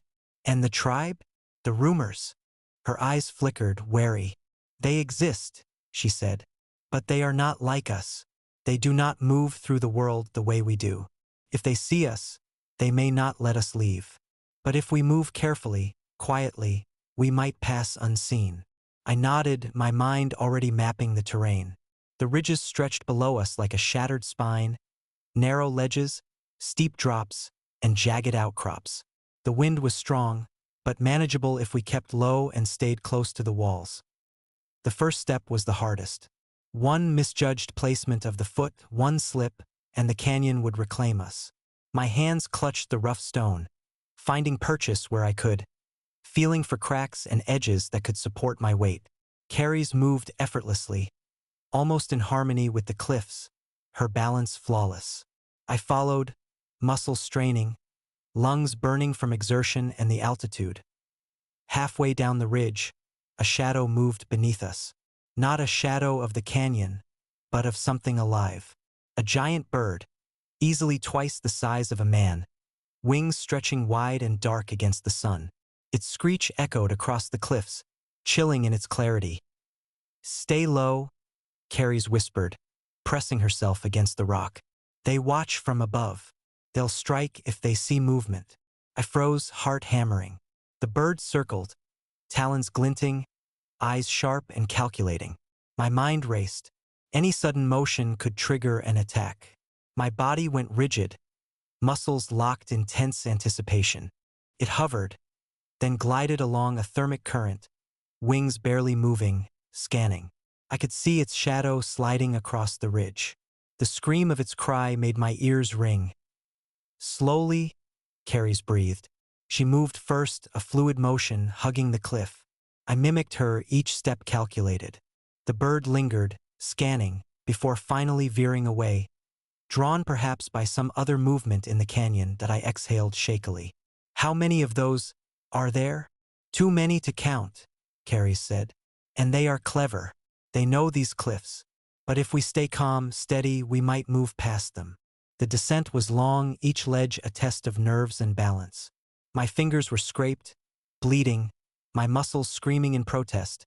But the thought of being trapped back in the shadows of the canyon drove me onward. After what felt like hours, we reached a narrow plateau. Small patches of green, resilient bushes and twisted shrubs, clung to cracks in the stone. It was a small oasis in the immense stone desert. Carries crouched behind a boulder, peering ahead. "We're not alone," she murmured that I followed her gaze and saw them. Figures moving among the rocks, low and purposeful. They were humanoid, but their movements were unusual, fluid, careful, aware. They wore cloaks of stitched hides and feathers, blending into the canyon's palette. "The tribe," Carrie said. "We move with caution. Follow my lead." We skirted the edge, using rocks and shadows for cover. Every step was measured, every breath controlled. I felt the tension in my muscles, the strain in my mind, the fear that one mistake could alert them. Then a twig snapped under my foot point. One of the figures froze. A low whistle cut through the air, sharp, precise. Instantly, the tribe members scattered, melting into crevices and ridges. I froze, heart hammering. Carries moved first, silently, and grabbed my arm. "Not yet. We wait." Minutes stretched. The canyon seemed to hold its breath with us. Slowly, cautiously, Carries led us forward again. The tribe was vigilant, but the canyon provided cover. Rocks, shadows, small caves to hide in. As we moved, I began to notice patterns in the tribe's behavior. They were hunters, yes, but also guardians of this canyon. Their eyes were sharp, and they moved like whispers along the rock. I realized that the rumors were only partly true. They did not imprison visitors out of malice. They protected the canyon from outsiders who might be careless, destructive, or lost. We reached a shallow cave where Carries paused. "We rest here," she said, "but no fires. No noise. They can hear too well." I sank against the wall, exhaustion catching up. Every muscle ached. Every nerve screamed for rest. But I forced myself to breathe evenly, to remain alert. Carries disappeared into a shadowed corner, her form barely visible, keeping watch. The canyon outside was alive. Winds whispered through the ridges, carrying the cries of birds, the rustle of small creatures, the distant roll of stones falling into hidden depths. Every sound reminded me that danger was never far away. I closed my eyes briefly, letting the exhaustion wash over me.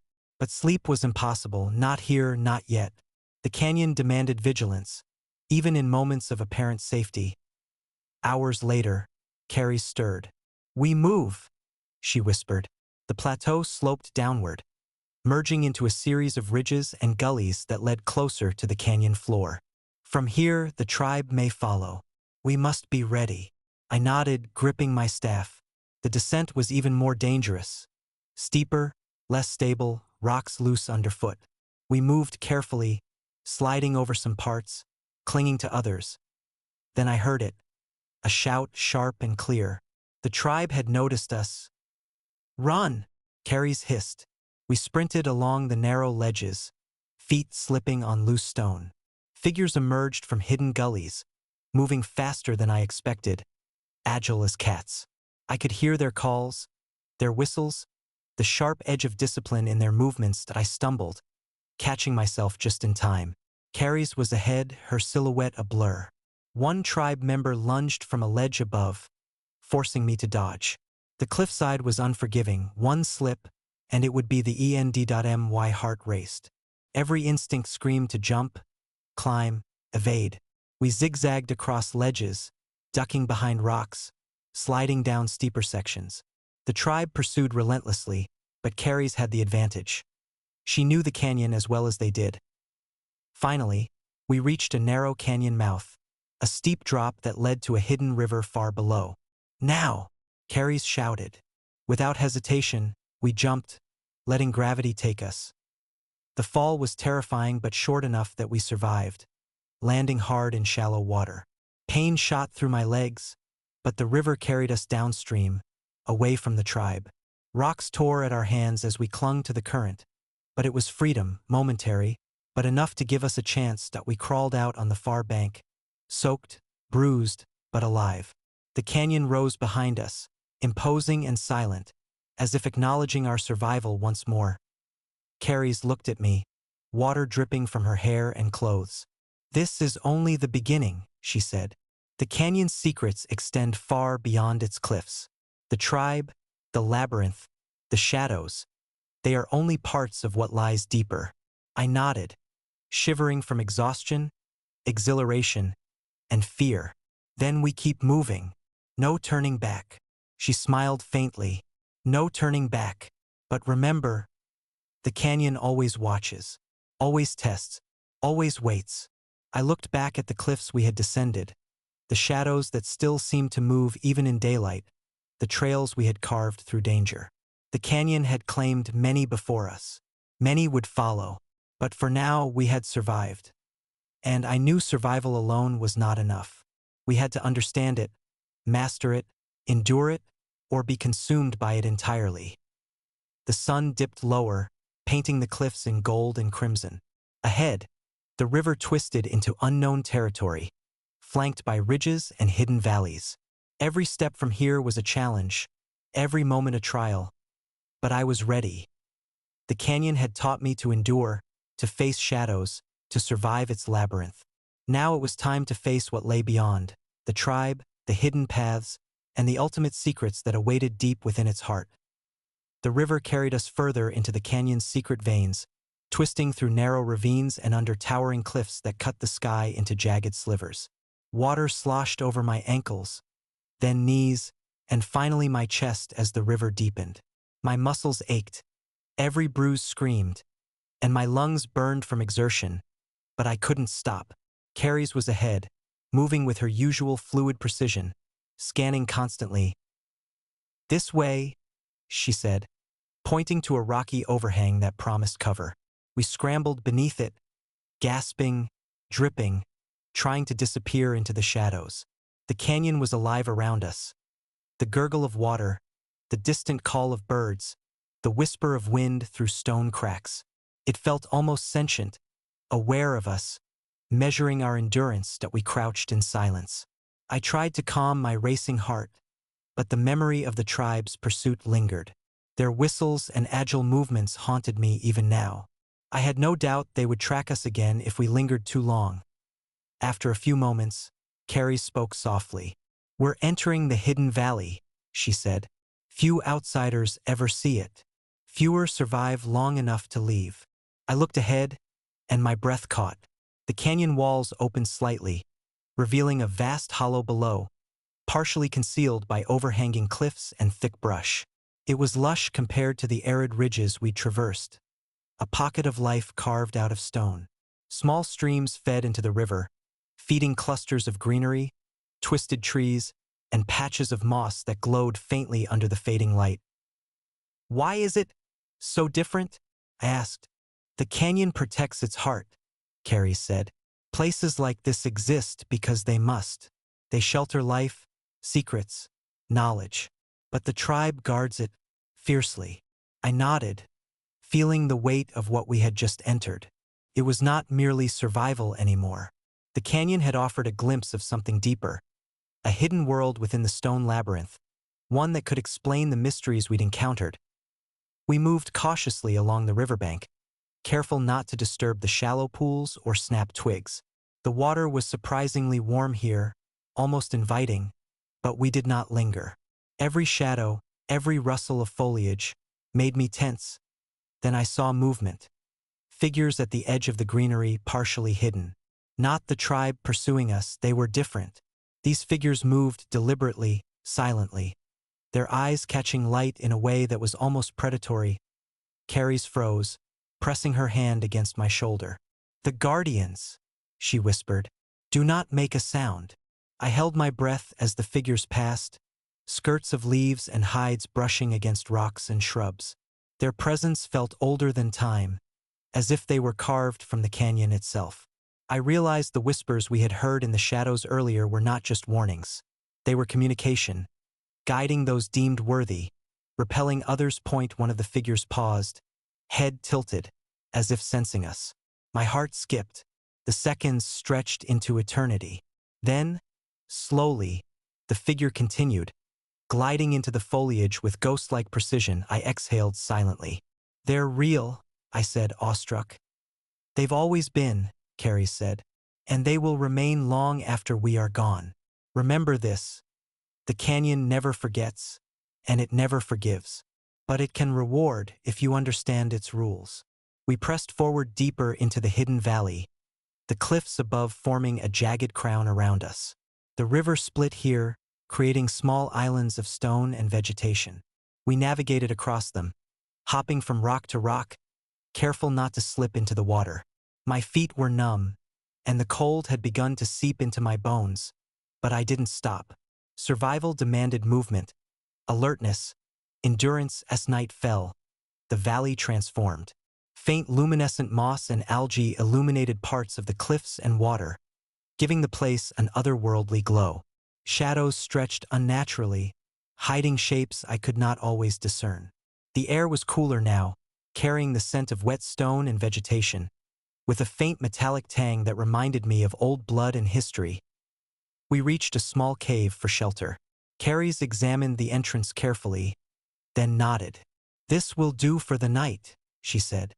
"But we remain vigilant. The tribe and the guardians may still be near." I settled against the rock, shivering, trying to ignore the ache in my muscles and the fear gnawing at my mind. The canyon had taught me much about endurance, but the deeper we went, the more I realized how little I truly understood. Hours passed, the sounds of the canyon outside our cave both soothing and terrifying. Water flowed steadily, carrying whispers from distant cliffs. Occasionally, I heard faint footsteps, or perhaps imagined them, and tensed every muscle. Sleep was impossible. Carries finally broke the silence. "We must move at first light," she said. "There is a path through the valley that leads to the central cliffs.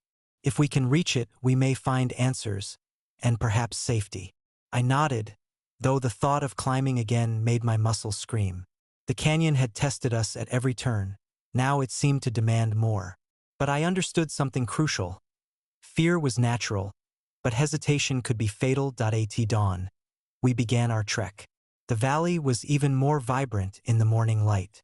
Small birds flitted among the trees, insects buzzed in rhythmic patterns, and the river shimmered like liquid crystal.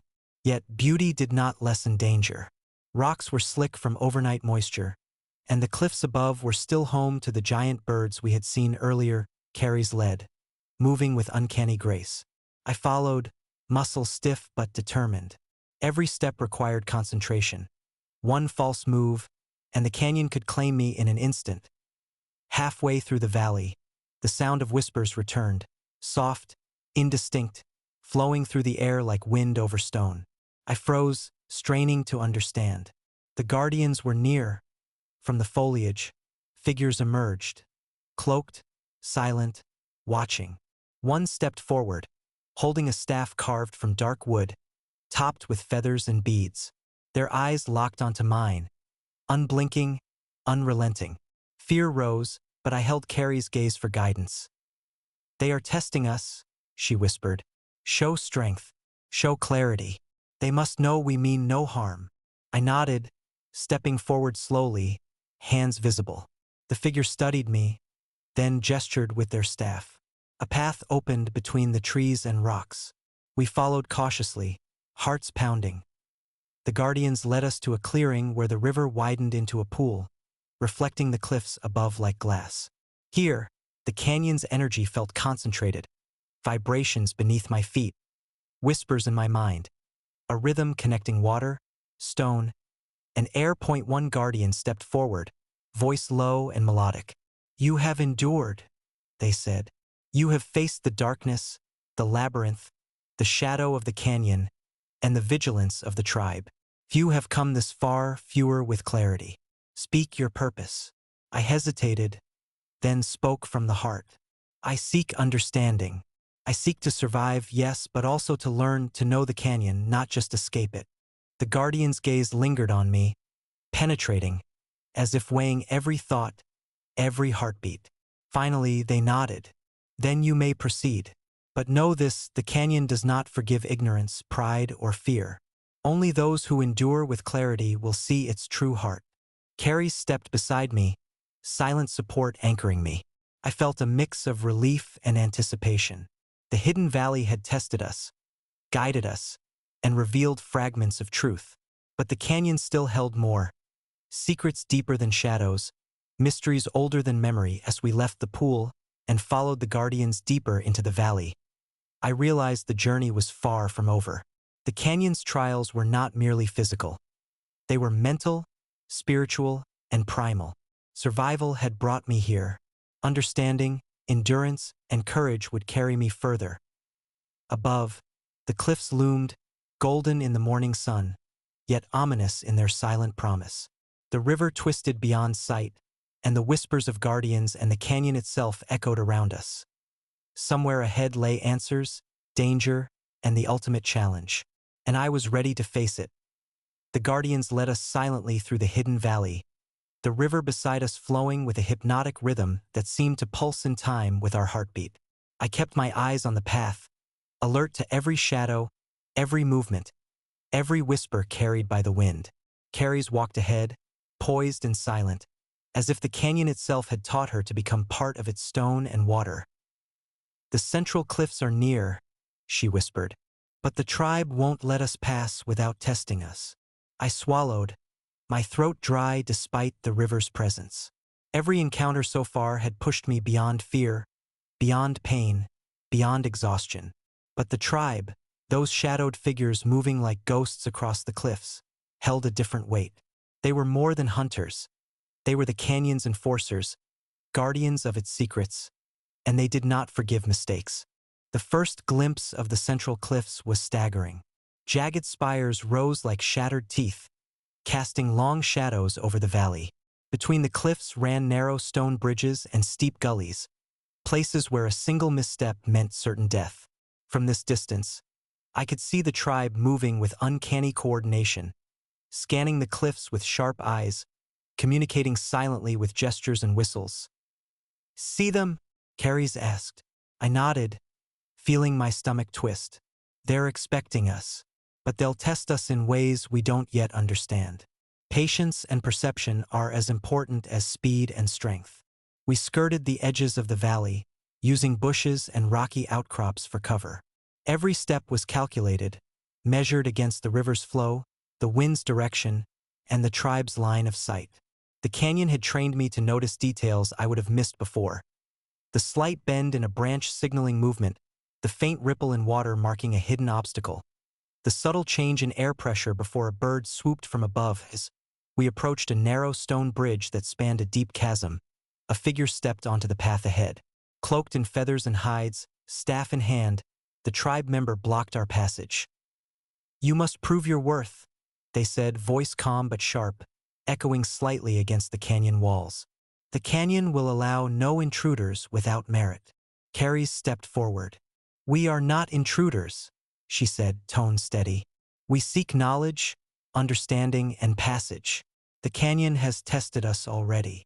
The figure's gaze swept over us, lingering on my bruised and bloodied arms. The canyon tests all. Strength, clarity, endurance. Many fail. Few pass. I clenched my fists, feeling every ache, every scar, every nerve alive with adrenaline. I had endured darkness, navigated the labyrinth, faced giant birds, survived the river, and encountered the guardians. I would not fail here. The figure raised their staff, and suddenly, the stone bridge itself seemed to shimmer, as if alive. I staggered, vision widening. The air vibrated, the cliffs hummed, and a deep, resonant sound rose from the canyon itself. A challenge, a warning, a test. Carries whispered, balance, focus, awareness. Trust the canyon, not just your limbs. I nodded, stepping forward cautiously. The bridge was narrow, jagged, and alive with vibrations that threatened to throw me off balance. Each step required perfect precision. One misstep would send me plummeting into the chasm below, where jagged rocks and swirling currents waited to claim the unwary. Halfway across, the bridge shuddered beneath my weight. My breath caught. I froze, clinging to the stone edge. The tribe member watched silently, expression unreadable. Carries moved beside me, her presence a steady anchor. Move slowly, she whispered. Feel the stone, not just your fear. I adjusted my footing, each movement deliberate. The bridge seemed to respond, solidifying under careful steps. Step by step, I advanced, muscles trembling, nerves screaming. The vibration lessened, the bridge steadying. Finally, we reached the far side, collapsing onto solid rock, breathless and soaked in sweat. Beyond the bridge, the canyon's central cliffs rose like ancient sentinels. Between jagged spires and narrow gullies, the tribe moved in precise patterns, herding us toward a central clearing. A natural amphitheater carved from stone and shadow. As we entered, more tribe members appeared, forming a semicircle. Their eyes, dark and unwavering, studied us, weighing our worth. I felt exposed, small, vulnerable. Yet, I also felt a surge of determination. The canyon had brought me here. The canyon had tested me. I would not falter now. One of the elders stepped forward, taller than the others, staff adorned with feathers and carved symbols. You have survived much, they said, but the canyon demands more than survival. You must show understanding, insight, and courage. Carrie stepped slightly ahead of me. We are ready, she said. The elder tilted their head. Then you shall face the trial of shadows. Alone. Your companion may only observe. My heart sank. I had endured darkness before, but the thought of entering a trial alone, under the watchful gaze of the tribe, made my skin crawl. Carrie squeezed my shoulder, reassuring me. I'll be here. Watch, learn, support. But the canyon calls you. Only you can answer. I nodded, forcing my fear into the background. The trial awaited. The trial of shadows led through a narrow gorge, walls rising sharply on both sides. Darkness hung thick, even in daylight. Strange sounds echoed. Whispers, clicks, the subtle rustle of unseen creatures. The path twisted unpredictably, sometimes widening into small caves, sometimes narrowing to barely wide enough for a single person. I moved carefully, every sense heightened. Shadows clung to the walls, moving unnaturally, forming shapes that seemed both real and imagined. I felt their eyes on me, felt the canyon's pulse through the stone beneath my hands. Then I saw it, a figure emerging from the darkness ahead. Not one of the tribe, not a guardian, but something older, more elemental. Its form shifted, solid then vaporous, cloaked in shadow and light. I froze. You enter willingly, it whispered, voice echoing from all directions.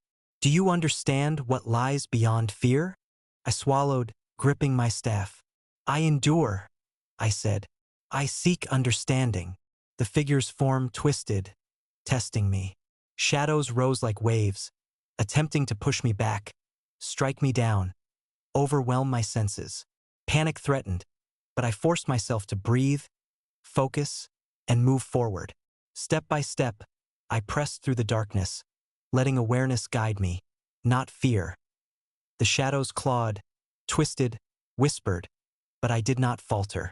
Memories of the labyrinth, the river, the birds, the guardians, and Carrie's steady guidance filled my mind. Every trial, every scar, every lesson reinforced my resolve. Finally, the shadows parted. I stumbled into a small chamber within the gorge, walls glowing faintly with phosphorescent moss. In the center lay a carved stone basin, water still and clear. Reflected in it was not just my face, but the canyon itself. Its cliffs, rivers, birds, and unseen creatures. The elemental figure appeared beside the basin. "You have endured," it said. "You have faced the darkness within and without. You see the canyon not as an obstacle, but as a living entity. This is understanding. You may leave." I exhaled, relief mingling with awe. The trial of shadows had tested more than strength. It tested perception, courage, and awareness. I had passed. Returning to the central clearing, the tribe observed silently. The elder stepped forward, bowing slightly. "You have proven yourself," they said. "Not all survive the trial of shadows. You have endured both the external and internal challenges. You may now walk the canyon freely, guided by knowledge and respect." Carries rushed forward, relief evident in her expression. "You did it," she said. I nodded, exhausted but exhilarated. The canyon had not defeated me. I had earned passage. The central cliffs rose around us, more imposing than ever, yet no longer solely a source of fear. They were guardians of history, of life, of knowledge.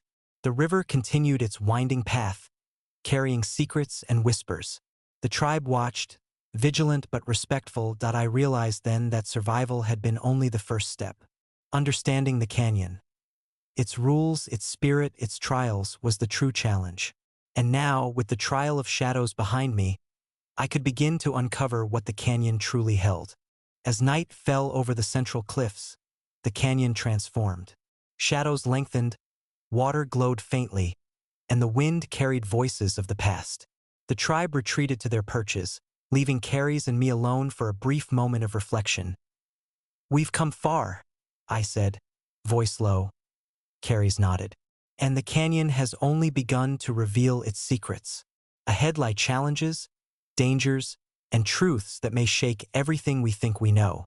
I looked at the cliffs, the river, the hidden valleys, and felt a mix of fear and exhilaration.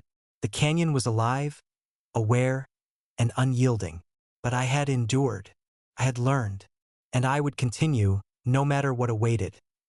The night was deep, the canyon silent yet pulsating with life. Ahead, the cliffs promised both danger and revelation, and I was ready to face it. The night lingered, thick and heavy, over the canyon. The stars barely reached the depths of the hidden valley, their light swallowed by towering cliffs. Carries and I had settled on a ledge overlooking a smaller tributary of the main river. We were quiet, both of us lost in thought. The trial of shadows still throbbed in my mind. The elemental figure, the basin of water that had reflected more than my own image. The canyon was no longer a place of mere survival. It was alive, sentient, and judging. "We can rest for a few hours," Carries whispered, breaking the silence. "But we cannot linger. The tribe's elders will expect us at sunrise to prove our understanding. And there's more.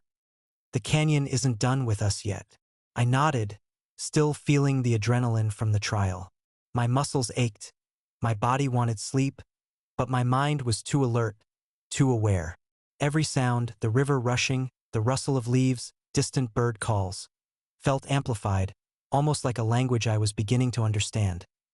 The next morning, the elders led us toward a narrower part of the cliffs, a place partially hidden by hanging vines and jagged rock formations. There, tucked into a crevice of stone, was something I never expected. A ruined structure, ancient and weathered, carved into the cliff itself. "This is the Hall of Echoes," Carrie said softly. "Few outsiders ever glimpse it. Fewer live to leave. The tribe considers it sacred." I approached slowly, running my fingers along the stone. Symbols were etched into the walls, swirls, spirals, geometric shapes intertwined with representations of animals and birds. I could sense the weight of centuries, the power of rituals performed here long before the canyon was mapped by modern explorers. The elders motioned for us to enter. "Inside, the canyon's history and your understanding will be tested," the lead elder said. "Every choice you make echoes beyond this place. Be vigilant, be aware, be truthful." The interior was dim, illuminated only by shafts of sunlight streaming through cracks in the ceiling. Dust floated in the beams, creating a surreal, almost ethereal effect. The walls were lined with stone platforms and shallow basins, each etched with more intricate carvings. I felt a shiver run down my spine, a mix of awe and unease. Carries and I were led to the central chamber, a wide circular space. In the center lay a stone pedestal with a basin carved into it, much like the one in the Trial of Shadows. But this one held a deep, still pool of water that reflected not just our faces, but faint, shifting images of the canyon itself. Hidden gullies, cascading waterfalls, and forms that almost resembled people. "The Hall of Echoes reveals the canyon's memory," the elder said. "It shows what was, what is, and hints at what may come. But it will also test you, for the canyon sees the truth in your heart." I stepped closer to the basin, peering into the water. My reflection wavered, replaced by visions. A younger Carrie's moving through the canyon with uncanny precision, her eyes locked on some unseen danger. Flashes of the tribe guiding or punishing intruders. Glimpses of giant birds gliding over cliffs, their wings casting shadows like thunderclouds, and then I saw myself. Not the exhausted, desperate figure I was now, but a version of me standing at the edge of a cliff, gazing into a dark abyss, unsure whether to leap or retreat. The canyon's whispers filled my mind. "Endure. Understand. Choose." I gasped, pulling back. Carrie's hand found mine, steadying me. "It shows what lies within us," she said. "Fear, doubt, courage, resilience. The canyon tests more than your body, it tests your soul." The elders waited, silent. I realized I had to act. I knelt beside the basin, staring into the shifting reflections. Every fear I had faced, the labyrinth, the river, the giant birds, the trial of shadows, condensed into a single moment. I took a deep breath, centering myself, and whispered, "I endure. I seek understanding, not just survival." The water stilled, the reflections merging into a clear image of the canyon as it truly was. Jagged cliffs, rushing rivers, hidden valleys, and silent guardians watching over it all. A sense of clarity washed over me, as if the canyon had acknowledged my resolve. The elders nodded, their expressions unreadable but approving. "You have begun to understand," the lead elder said. "But understanding requires action. The canyon does not forgive indecision. You must journey to the upper cliffs, where the canyon's heart beats strongest. Only there will you learn the ultimate truth." Carries and I exchanged glances. The upper cliffs were legendary, whispered about in tribe stories as places where few dared to tread, where survival was nearly impossible, and where the canyon revealed its deepest secrets. Yet, despite fear gnawing at the edges of my mind, I felt a surge of determination. "We're ready," Carrie said, voice firm. The elders inclined their heads. "Then follow the river. It will guide you as far as it can. Beyond that, your understanding and courage must be your guide." We left the Hall of Echoes, the canyon greeting us with a mixture of stillness and latent energy. The river widened, rushing over smooth rocks and cascading into small waterfalls. Mist rose, catching the sunlight, creating shimmering arcs of light. It was beautiful and dangerous. As we ascended toward the upper cliffs, the terrain became more treacherous. Narrow ledges, loose stones, and sudden drops demanded every ounce of focus. Giant birds circled above, their keen eyes tracking our movements. I had learned to anticipate their swoops, to read the canyon's signals. But the tension never eased at one point. A sudden rockfall sent a cascade of stones clattering down the slope. I dove to the side, hitting the cliff wall with a jarring thud. Carries helped me up, checking quickly for injuries. My chest heaved, fear and adrenaline mixing into a chaotic cocktail. "Every step matters," she said. "One mistake, and the canyon claims you." I nodded, gripping my staff tightly. Survival had become instinct. Understanding the canyon required more. As we climbed, the whispers returned. Not just in the wind, but in our minds.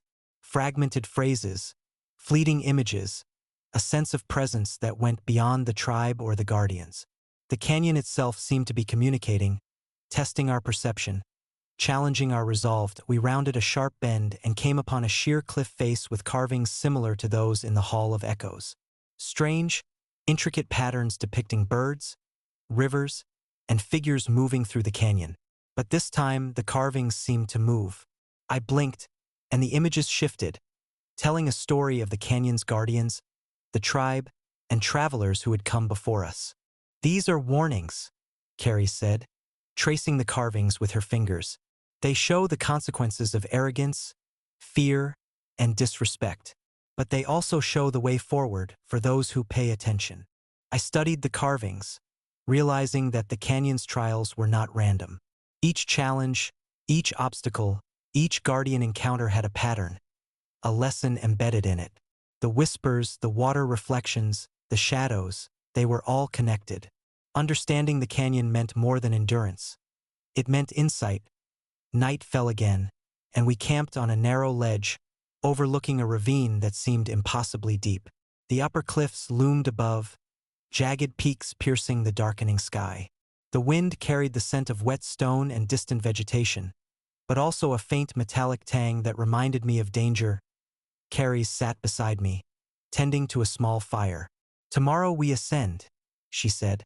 "The canyon's heart is near. What we find may change everything." I stared into the flames, thinking of the trials, the guardians, the tribe, and the Hall of Echoes. Every challenge had brought me closer to understanding, but the true test was still ahead. The canyon had saved its most demanding trial for last. Above, shadows moved against the cliffs, and I felt the pulse of the canyon, steady and unyielding. I was ready, or as ready as one could ever be. The upper cliffs awaited, and with them, the canyon's deepest secret. Dawn broke over the canyon with an almost violent clarity. Sunlight streaked through the cliffs, painting the stone in harsh gold and deep shadow. Carries and I packed our meager supplies, the chill of the morning biting at our skin. The upper cliffs towered above us, jagged peaks shrouded in mist and mystery. Every instinct in me screamed caution, yet an inexplicable pull urged me forward. "The canyon's heart lies above," Carrie said, eyes scanning the cliffs. "We'll need to move carefully. One false step, and the canyon won't hesitate." I tightened the straps of my pack, gripping my staff, feeling the familiar tremor of anticipation mixed with fear. We began the ascent, clinging to handholds and ledges barely wide enough for a single foot. Every rock was loose, every gust of wind a potential hazard. The river below roared, but its sound was distant now, a reminder of how far we had climbed. The first challenge came swiftly. A narrow, vertical fissure split the cliff face. Water seeped from it, making the stones slick and treacherous. I tested each handhold before committing my weight. Carries moved with the precision of a shadow, teaching me by example how to shift balance, how to trust the canyon without surrendering to it. Halfway through the fissure, a sudden roar echoed above. I froze. Carries followed suit, and we both glanced upward. A massive bird, larger than any we had encountered, swooped from a ledge, wings beating like storm clouds. Its eyes locked on us, sharp and predatory. "Don't panic," Carries hissed. "Move slowly. Predict its path. The canyon gives no second chances." I exhaled, timing my movements to the bird's rhythm. It circled, testing us, before finally veering away, disappearing into the mist. My heart pounded, but relief was fleeting. The canyon offered no reprieve, only continuous vigilance. Further up, the path narrowed, leading to a series of precarious stone bridges spanning dizzying drops. Some bridges were natural, carved by erosion. Others were remnants of ancient constructions, worn by centuries. I felt the weight of history pressing against me. The countless travelers who had crossed before, the failures, the survivors, all etched into the stone and shadows. As we crossed one of the oldest bridges, it shuddered beneath our combined weight. My pulse spiked, every muscle tensing. Carrie's moved first, and I followed, step by step, until we reached solid rock on the other side. "Every stone has a memory," she said quietly. "Listen to it. Respect it." I nodded, silently promising to honor the canyon's unspoken rules. Hours passed in grueling silence, broken only by the occasional warning cry of distant birds or the whisper of wind through the cliffs. Our muscles ached, our hands blistered, yet the summit drew closer with every painstaking step. Eventually, we reached a plateau, a broad ledge jutting from the cliff, providing an unexpected respite. From here, I could see the valley below, the river winding like silver ribbon, the tribe's hidden encampments tucked safely in shadow. I realized just how high we had climbed, how far we had come. But the upper cliffs were only beginning. As we advanced past the plateau, the terrain became even more treacherous. Loose scree, jagged overhangs, and sudden drops demanded constant attention. And then we noticed the first signs of the canyon's deeper guardians. Stone carvings that seemed almost alive. Figures of birds and humans intertwined, as if frozen mid-flight, their eyes etched in a way that suggested awareness. "They're watching," Carrie's whispered. "Not just the tribe. The canyon itself watches those who dare climb so high." I shivered, the weight of their gaze pressing on me like wind against stone. It was not fear that gripped me. It was the profound realization that the canyon was more than terrain, more than cliffs and rivers. It was a living entity, ancient, sentient, and judging. Night approached as we neared the final ascent. The mist thickened, the temperature dropped, and shadows stretched unnaturally across the cliffs. Every step was a negotiation with gravity, every handhold a gamble. Suddenly, the ground beneath me shifted. I slipped, catching myself by sheer reflex, heart racing. Carrie's grabbed my arm, steadying me. "Careful," she said. "The canyon demands respect. Hurry and you fall. Hesitate and it tests your resolve. Move with understanding, not just force." I nodded, regaining my balance. Slowly, deliberately, we pressed onward, the summit looming above like the gaping mouth of some colossal predator. As we rounded a jagged ridge, the uppermost peak came into view. A massive stone platform stretched out, wide enough to hold dozens, yet precarious at the cliff's edge. Here, the canyon's energy felt tangible, almost electric. The air buzzed, carrying whispers I could not fully comprehend. Fragments of warnings, encouragements, histories, and secrets. The platform's center stood a single figure, draped in feathers and ancient garb, staff in hand. The lead elder of the tribe. But something was different. There was a glow to their eyes, a power emanating from them that spoke of deep connection with the canyon itself. "You have climbed far," the elder said, voice carrying across the plateau. "But the canyon's heart is not conquered by endurance alone. You must face the final revelation." Carrie's and I exchanged a tense glance. I could feel the canyon's pulse beneath my feet, its rhythm echoing in my chest. The elder extended their staff, and the ground trembled faintly. A low hum rose from the cliffs, vibrating through stone and bone. Shadows coalesced around the platform, forming shapes, some human, some avian, some indescribable. The air thickened, charged with energy. My vision blurred, and suddenly the platform seemed suspended between dimensions. "You must look within," the elder intoned. "The canyon reveals truth to those who face themselves." I closed my eyes, trying to center myself. Every memory, every trial, every fear and doubt surged forth. The labyrinth, the river, the stone bridges, the hall of echoes, the trial of shadows. And deeper, memories I had buried, self-doubt, the desperation of escape, the fear of insignificance. Then a vision appeared. The canyon itself, massive and breathing, ancient stone cliffs pulsating with life. The river carved through it like veins, birds circled like guardians of a sacred rhythm, and the tribe moved seamlessly, in harmony with its spirit. The canyon's voice, clearer than any whisper, spoke directly into my mind. Do you understand? I opened my eyes, seeing the shadows around me solidify into forms reflecting my own courage, choices, and resilience. I understand, I whispered, voice trembling. I see the canyon, its trials, its guardians. I accept its rules and its truth. The elder lowered their staff. The shadows dissipated, the hum faded, and the platform returned to stillness. The glow in the elder's eyes softened, becoming warm and human again. You have endured, understood, and respected the canyon, the elder said. Few reach this height. Few see the canyon's heart. You may now leave or continue further into its secrets. But know this, the canyon watches always. Every choice echoes. Carrie's let out a breath she hadn't realized she'd been holding. We made it, she said softly. That I nodded, staring out across the cliffs.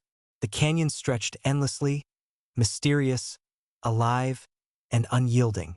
I had faced its trials, seen its heart, and survived, not just physically, but in spirit and understanding. Yet, even as we prepared to descend, I sensed there was more. The canyon had shared its core, but the ultimate truth, the reason for its guardians, its secrets, its whispers, remained elusive. The adventure was far from over. Above us, the peaks pierced the sky. Around us, the cliffs seemed to hum with quiet approval. And somewhere deep within the canyon, a shadow stirred, as if waiting for the next traveler, the next challenge, the next revelation. For now, we had survived the upper cliffs, claimed our passage through the trials, and earned the canyon's acknowledgement. But the canyon's secrets were far from fully revealed, and I knew, without doubt, that I would return to uncover them. The descent from the upper cliffs was deceptively calm. Carries and I moved with careful precision, our muscles screaming in protest from the previous day's climb. The canyon seemed quieter now, the earlier hum fading into a low, omnipresent vibration, like the earth itself was breathing softly. This plateau feels different, Carries whispered, scanning the cliffs around us. The canyon's core is near. I can feel it. I nodded, unsure whether the sensation was instinct or imagination. Every step downward was a negotiation with gravity, and every shadow seemed to shift unnaturally, almost as if guiding or testing us. After several hours, we reached a narrow gorge that funneled the river beneath a massive overhang. Here, the walls pressed close, carved by centuries of water flow, and the light dimmed into twilight even at mid-afternoon. I've never seen this place on any map, Carrie said. Even the tribe rarely ventures here. It's the canyon's sanctum, a place of secrets and judgment. I shivered, the air dense and cool against my skin. Every instinct screamed caution, yet curiosity drove me forward. The overhang opened into a hidden chamber, carved entirely into stone. The walls glimmered faintly, as though impregnated with mineral veins that reflected the faint light.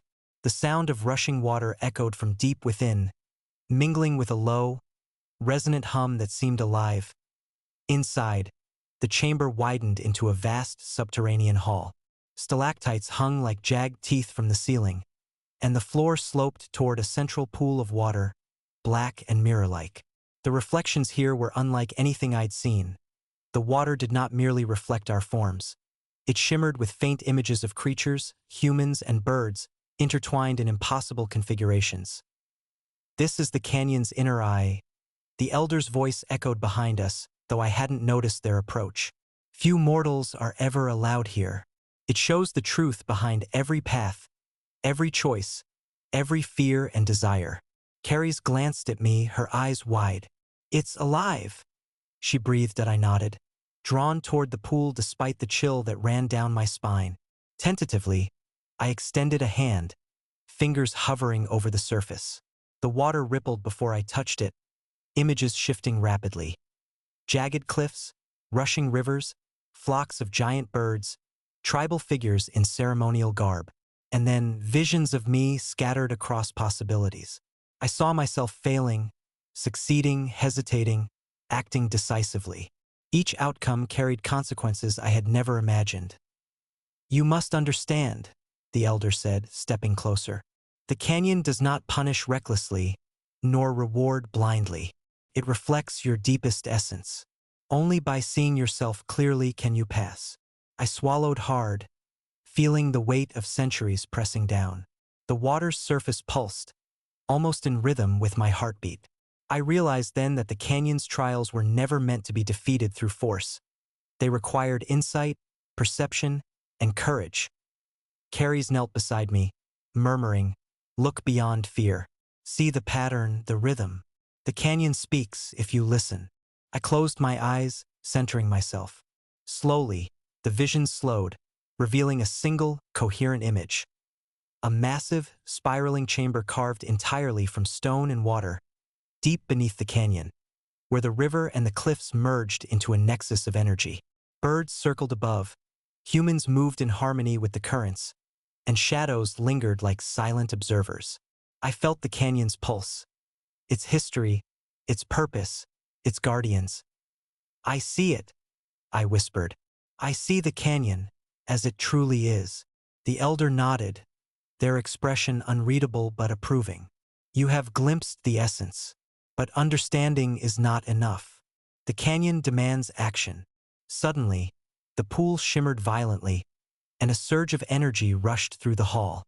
I stumbled, catching myself against the stone, and saw the water rise, forming shapes, figures of birds, humans, and hybrid forms, swirling in a vortex. They moved in a pattern, circling and spiraling, as if drawing energy from the very chamber. "The inner sanctum is alive," Carrie said, awe and fear mingling in her voice. "It's testing us." I realized that to survive and gain the canyon's full revelation, we would have to interact with this living chamber, not merely observe it. Step by step, I approached the pool, feeling the energy pulse through the floor, the walls, the very air. Carries followed, hands ready to guide or steady me. The figures in the water began to coalesce into something recognizably human, or rather, a reflection of humanity intertwined with the canyon itself. Faces shifted, merging my own with those of past travelers and tribe members, creating a tapestry of consciousness that was both mesmerizing and terrifying. "You must choose," the elder intoned. "Engage with the canyon or be consumed by it. Its truth is absolute. Its patience infinite, but it cannot forgive hesitation at this stage." I took a deep breath, recalling every trial, every step, every decision that had brought me here. I extended a hand toward the water, and for the first time, it responded not with reflection alone, but with gentle resistance, a push against my fingers, as if testing my resolve. Images of failure flickered, tempting me to withdraw, but I held fast. Slowly, the resistance gave way to harmony. The water stabilized, shimmering with clarity, revealing a path deep into the chamber, where the river vanished into an unseen abyss and the stones spiraled upward like a staircase carved by the canyon itself. Carries reached out, gripping my arm. "It accepts you," she said softly. "The canyon acknowledges your courage and insight." We followed the pathway, descending deeper into the inner sanctum. The air grew denser, charged with energy that made our hair stand on end. Every step echoed, not just physically, but mentally, resonating with the canyon's rhythm. The water ran alongside us in streams, glimmering with strange luminescence, illuminating carvings that told stories older than the tribe itself.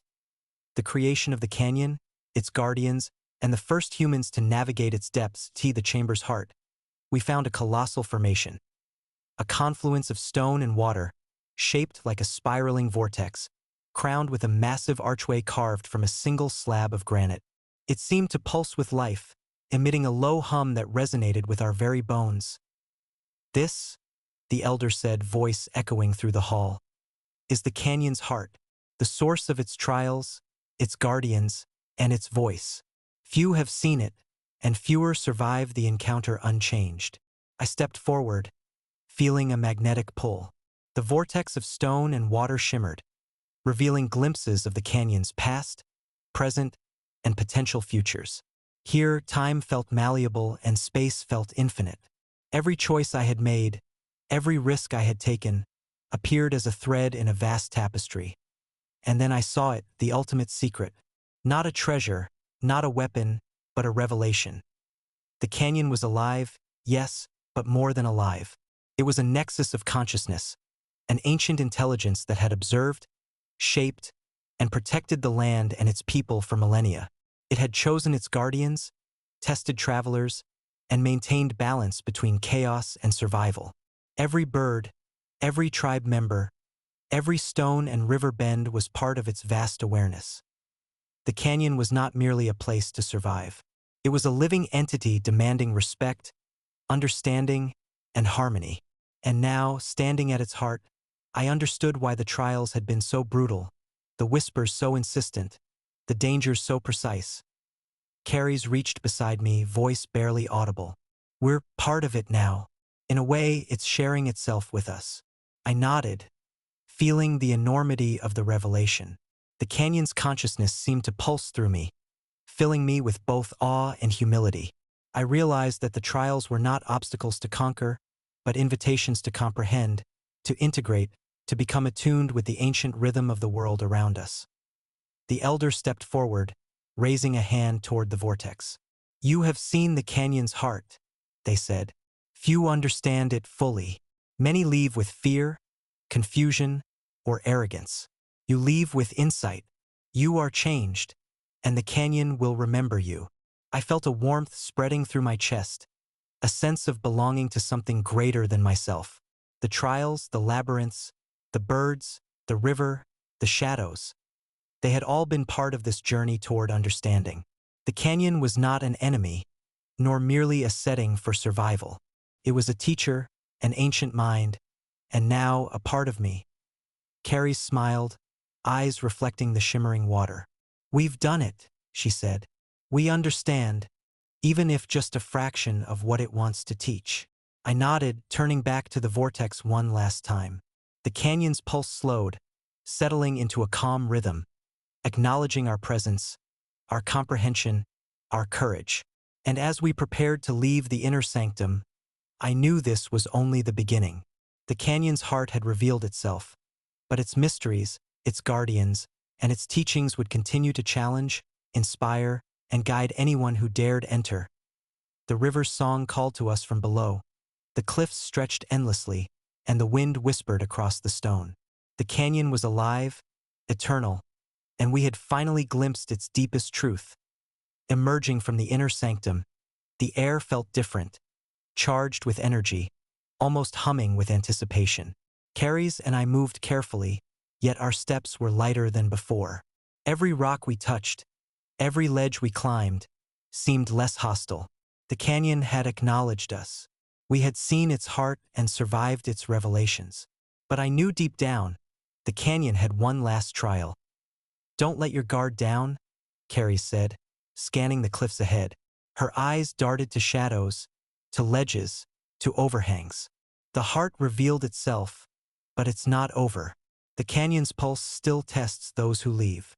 I nodded, gripping my staff, the weight of every step now carrying both caution and reverence. The path down was narrower, more treacherous than the climb up. Loose scree shifted underfoot, and the air smelled of wet stone and something else. Something alive, almost metallic, like the canyon itself was exhaling. We moved in silence, listening to the distant calls of the giant birds above, aware that any sudden movement might attract their attention. A sudden screech split the air, closer than before. Carrie's froze, her hand on my shoulder. Out of the mist, a bird massive with feathers like blades of obsidian swooped past, missing us by inches. Its eyes glowed with uncanny intelligence, and I realized these were not mere predators. They were guardians, extensions of the canyon's will. Move slowly, Carrie's whispered. They test patience. Rush, and you fall. I followed her lead, each step deliberate, each motion measured. The birds circled, sometimes landing on nearby ledges, watching us with eerie precision. The canyon itself seemed to guide their flight, the wind carrying invisible signals we could not understand. We reached a ledge overlooking the lower ravines. The sun had dipped, casting a dim orange glow across the cliffs. The river below shimmered, but here it looked distant, almost unreachable.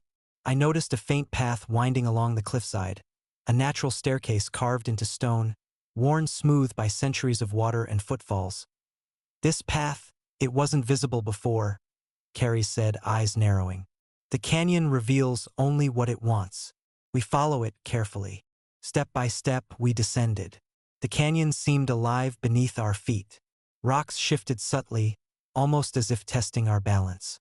Shadows stretched and retracted unnaturally, forming shapes reminiscent of the inner sanctum's guardians. Human, avian, hybrid. My heart pounded, but I forced myself to remain calm. Suddenly, the path narrowed sharply. A massive overhang jutted from the cliff, forming a natural tunnel. As we entered, the light dimmed, and the canyon's pulse intensified. The walls hummed, resonating with an energy that vibrated through my bones. "You feel it?" Carrie's asked, voice barely audible. "The canyon, it's alive here too. It knows we've seen the heart." I nodded, unable to speak. Every instinct told me that what lay ahead was the final test. A culmination of all trials, all challenges, and all revelations. The inner sanctum had been a glimpse, a lesson. This tunnel was the reckoning. Inside the tunnel, the shadows coalesced into forms, guardians, memories, and echoes of travelers who had failed. They emerged from the walls, swirling in mist, testing our reactions. One figure stepped forward, larger than the rest, its eyes glowing with an otherworldly light. "You have seen the heart," it said, voice resonant, echoing off stone. "But understanding is not enough. You must prove your resolve. The canyon demands alignment. Mind, body, and spirit." I clenched my staff, facing the figure. Carrie stood beside me, ready, her eyes sharp and unwavering. The figure lunged, not physically, but mentally, projecting fears, doubts, and visions into my mind. I saw myself falling, failing, betraying Carrie's, being lost to the canyon forever. I staggered, nearly overwhelmed, but remembered the pulse, the rhythm, the lesson of the inner sanctum. I breathed deeply, grounding myself, and focused. The visions shifted, the fears receding as I centered on truth, courage, and resilience. The guardian's form wavered, then split into multiple figures, each representing an obstacle I had faced in the canyon. The labyrinth, the flash floods, the rockfalls, the giant birds, the inner sanctum. I realized this was the canyon's way of compressing all trials into a single, final confrontation. Step by step, I navigated the illusions, Carrie's matching my pace. Each challenge required insight, not force. Reading the environment, predicting patterns, respecting the canyon's rules. The guardians were relentless, but I felt a strange harmony. The canyon wasn't punishing us, it was guiding us, shaping us to prove our alignment with its essence, hours, or maybe minutes, passed in this timeless confrontation. At last, the illusions dissipated, leaving only the path forward. A narrow stone bridge spanning a deep chasm. The air was thick, electric, and the river far below roared in distant acknowledgement. This is it," Carrie's whispered. "The final step." I nodded, stepping onto the bridge. Each movement was careful, every shift in weight deliberate. The bridge quivered, testing my resolve, but I pressed onward. The canyon hummed beneath me, resonating with each heartbeat. The guardians had vanished, leaving only silence, the raw power of the cliffs, and the pulse of the earth itself. We reached the end of the bridge and found ourselves on a broad plateau overlooking the lower canyon. Moonlight shimmered off the river, and the wind carried the distant calls of birds, serene and approving. Carrie's and I exchanged a glance, both of us exhausted, exhilarated, and profoundly changed. "The canyon has accepted us," Carrie said softly. "We've completed its trials." I nodded, watching the cliffs stretch endlessly. The canyon was no longer a labyrinth of fear, but a living entity I understood partly, at least. It had tested our courage, our perception, our resilience, and our alignment with its ancient rhythm. We had passed the final test. Before we could descend to the river, the elder appeared once more, seemingly emerging from the cliffs themselves. "You have done well," they said, eyes glowing faintly in the moonlight. "The canyon's trials have shaped you, revealed your essence, and allowed you to see the truth. Few achieve this. Few return unchanged." I felt the enormity of the words. We had endured labyrinths, floods, rockfalls, predators, and sentient challenges. We had witnessed the canyon's heart and survived its inner sanctum. Now, standing before the elder, I understood the final lesson. The canyon was not a place to conquer, but a consciousness to respect, integrate with, and carry forward. Carries placed a hand on my shoulder. "Ready to leave?" she asked, and I took a deep breath, feeling the canyon's pulse in my chest. "Yes," I said, "but I'll carry it with me. Always." The descent to the river was easier, though no less awe-inspiring. The cliffs stretched above and below, ancient and eternal, the air filled with the hum of life, stone, and water. The giant birds circled, not in aggression, but in watchful guardianship, as if acknowledging our passage. When we finally reached the riverbank, the elder's form disappeared into the mist, leaving only a whisper carried by the wind. "Remember the canyon. Its heart is alive, its lessons eternal. Walk with respect, and you shall never be lost." I knelt by the river, letting the cold water wash over my hands and face, grounding myself in the tangible world after the canyon's profound trials. Carries joined me, and for the first time in days we laughed. A quiet, exhausted, triumphant laugh that echoed off the cliffs. The journey was over. We had survived the canyon's labyrinth, witnessed its heart, faced its guardians, and passed its final test. We were changed, yes, but alive, whole, and forever connected to the living spirit of the canyon. The night air was cool and clear. Stars reflected in the river, the cliffs looming like silent sentinels around us. Somewhere deep in the canyon, I felt the pulse of its consciousness, alive, eternal, and aware of us. The adventure had tested everything we were, reshaping us with each step, each trial, each revelation. And yet, even as I looked across the endless cliffs, I knew the canyon's mysteries were not fully exhausted. It had allowed us passage, revealed its heart, and granted understanding. But it was infinite, ancient, and ever-changing. Carrie smiled beside me. "We survived," she said. That I nodded, staring at the cliffs and stars. "Yes," I said, "and we'll carry it with us, always." The canyon had revealed its deepest secrets, and we had endured. The trials were complete, the lessons absorbed, and the spirit of the cliffs now a part of us. The adventure was over, yet somehow I knew the canyon would call again, whether in dreams, whispers of wind, or the rhythm of the earth itself. And when it did, I would answer. The journey back to familiar terrain was strange, almost surreal. The canyon that had threatened us, tested us, and ultimately accepted us now felt less like an obstacle and more like a vast, living companion. Every step down the lower ravines, every careful crossing over rivers and cliffs, was a negotiation not just with terrain, but with memory and understanding. Carries and I moved in silence, each of us lost in reflection. The echo of the inner sanctum, the pulse of the canyon's heart, and the image of guardians lingering in shadows followed us like invisible companions. I realized that leaving the canyon physically was one thing. Leaving its influence behind was another entirely. When we reached the river's edge, we paused, taking in the wide expanse of water that had once seemed so menacing. The current was strong, yet calmer than the day we first entered the canyon. Giant birds hovered overhead, silhouettes against the rising sun, as if silently approving our survival. One of them, a massive black-feathered creature, glided down, perched on a nearby rock, and regarded us with piercing yellow eyes. Its gaze was not hostile. It carried acknowledgement, almost reverence. "They're different now," Carries whispered, "like they know we've passed the trials." I nodded, still staring at the bird. There was intelligence there, yes, but also an almost ceremonial dignity. The canyon's guardians weren't just predators. They were sentinels, observers of the world we barely understood. We followed the river downstream, navigating familiar landmarks with a strange sense of ease.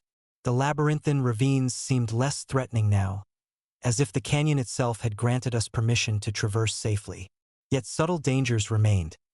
Loose stones, hidden currents, sudden shifts in the cliffs. Each step demanded attention, each moment awareness, and each glance respect. By mid-afternoon, we reached a natural terrace that overlooked the valley below. Sunlight poured over the cliffs, revealing the sprawling desert beyond. For the first time in days, I felt a measure of relief, tempered by awe. The canyon had changed us, but it had also granted us clarity, a perspective that extended far beyond survival. Carries broke the silence. "Do you think we'll ever understand it fully?" she asked. Eyes scanning the distant cliffs, I shook my head. "No. It's too vast, too old. But we've glimpsed its essence. That's enough. Maybe understanding isn't about knowing everything. It's about learning the rhythm, respecting it, and letting it shape you." She nodded slowly, considering my words. "It's like the canyon is a living story and we were just chapters, part of a larger narrative we can never completely grasp."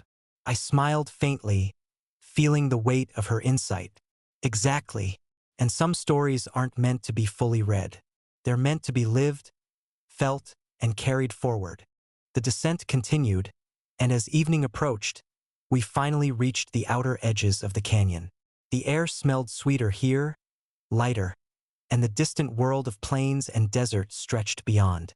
Yet the canyon's presence lingered, a subtle hum beneath my consciousness. Suddenly, movement caught my eye, a figure on a distant ledge. At first, I thought it was another traveler, but the way it moved, fluid and silent, suggested otherwise. The figure vanished before I could focus, leaving only a faint shimmer in the air. Carries followed my gaze. "Do you think it's one of the guardians?" she asked. "Maybe," I replied cautiously. "Or maybe the canyon itself, observing us one last time." I felt a thrill of unease and wonder. Even as we left, the canyon's influence lingered, alive, vigilant, and enigmatic. Night fell as we set up a small camp at the edge of the canyon. A fire crackled, casting dancing shadows over the cliffs. I lay back, staring at the stars that reflected faintly in the river below, trying to process the enormity of what we'd experienced. Carrie sat beside me, humming softly, the familiar sound grounding me after the intensity of our trials. "Do you ever think about the others?" she asked quietly. "Those who didn't make it through the inner sanctum or the labyrinth?" I nodded, silent for a long moment. "Yes, I think about them often. The canyon doesn't forgive carelessness or arrogance. But it does, remember, every trial, every misstep, every triumph is part of it now. And maybe, in some way, it carries them forward, too." She leaned against me, her presence a steady reassurance. "We were lucky," she whispered. "But the canyon, it changed us. I can feel it. I'm not the same person I was when we entered." I smiled, feeling the truth of her words resonate deep within. "Neither am I. And that's a gift. Survival is one thing, but understanding, that's something rarer." Sleep came fitfully, haunted by dreams of the inner sanctum, swirling water, and the guardians. I saw the river spiraling endlessly, cliffs stretching into the clouds, and the pulse of the canyon echoing in every heartbeat. Yet in these dreams, there was also clarity, insight, and a strange serenity. The canyon's lessons were still settling, embedding themselves into my mind like roots into stone at dawn. We broke camp and continued our trek. The cliffs gradually gave way to rolling plains, and the river slowed, widening into calm pools that reflected the rising sun. Life returned to the landscape, small animals, birds, and insects, but everything seemed subtly altered, as if the canyon's influence had touched even the edges of the wider world. We traveled for days, retracing paths we barely remembered, and finally emerged onto a plateau overlooking the distant settlement we had once fled. Familiar landscapes stretched below, yet everything felt different. The world seemed sharper, alive in ways I had never noticed before. The air carried sound and vibration differently, and even the light seemed to hum with quiet energy. Carries glanced at me. "It feels like we're bringing a piece of the canyon back with us," she said. I nodded, sensing the same. "We carry it in us now. Its pulse, its lessons. They'll always be a part of how we see the world." As we approached the settlement, people emerged from homes, calling out, curious at our sudden appearance. Friends, family, and strangers alike stared at us, unaware of the trials we had faced. I realized that we were changed beyond recognition, not just in body, but in perception and understanding. Carries and I exchanged a look, acknowledging silently that we could never explain the full truth. The canyon's depths were ours alone, a secret woven into the rhythm of our hearts. Evenings back in the settlement were quiet, introspective. I spent hours staring at the horizon, tracing the lines of distant cliffs, feeling the pulse of the canyon in memory. The inner sanctum, the labyrinth, the guardians, the river. Everything had left a mark, subtle yet permanent. One night, Carries and I walked to the riverbank, the moonlight glimmering off the water.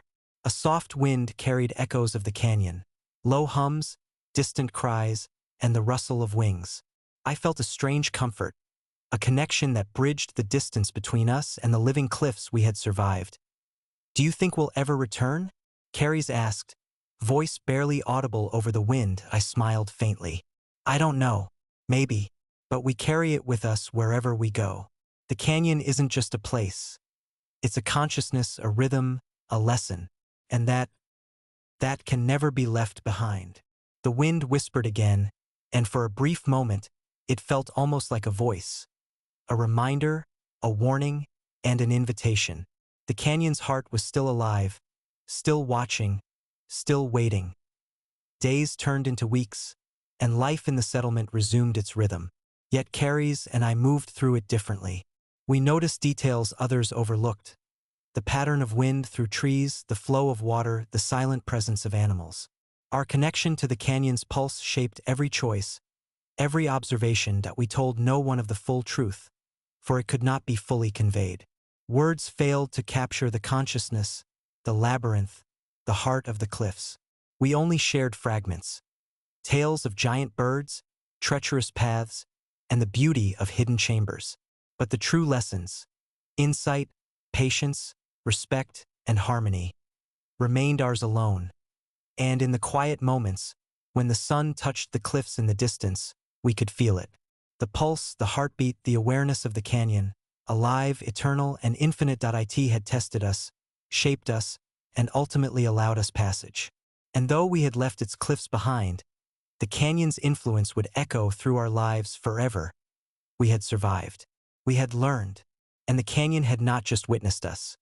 It had marked us, forever part of its story, a living chapter in a narrative older than time itself. Life outside the canyon was quieter than I had anticipated. The settlement, familiar as it once was, now felt strangely small, almost insignificant compared to the immense, breathing cliffs we had left behind. Carries and I walked through its streets like shadows, our eyes constantly scanning, cataloging patterns, noticing details no one else seemed to see. At first, I thought it was merely residual awareness, the kind you carry after surviving trauma. But as days passed, I realized it was something deeper. The canyon had planted itself inside us. Every step, every breath, every instinct now pulsed with its rhythm. One morning, Carries and I walked along the riverbank, the water moving slowly under the pale sunlight. We spoke little, both of us absorbed in the subtle signs of life around us. Fish darted beneath the surface, birds sang in calculated patterns, and the wind rustled leaves in a way that felt almost deliberate, almost communicative. "I can still feel it," Carries said softly, breaking the silence. "Even here, it's like the canyon is inside me, shaping how I see everything." I nodded. "Me too. And I think that's the real lesson. The canyon isn't just a place. It's a perspective, a consciousness. You can leave it physically, but its pulse, its rhythm follows you." We paused at a bend in the river, watching the sunlight scatter across the water. For a moment, It almost felt like the inner sanctum had reappeared in miniature. The canyon's heart reflected in the mundane world. The changes were subtle but undeniable. Carries moved with uncanny precision, almost anticipating the environment around her. I noticed myself calculating wind shifts, predicting the behavior of birds, sensing the pulse of the earth beneath my feet. It wasn't supernatural, not exactly. It was awareness refined, honed by the trials we had endured. One evening, as we sat on the cliffs overlooking the settlement, the wind carried a faint, familiar hum. It was the canyon's pulse, distant yet tangible. I closed my eyes, letting it resonate through my chest, and for the first time outside its walls, I felt a connection I couldn't name. "The canyon's still calling," I said. Carries nodded, her eyes reflecting the dying sun. "Not calling us back, just reminding us. We carry it now.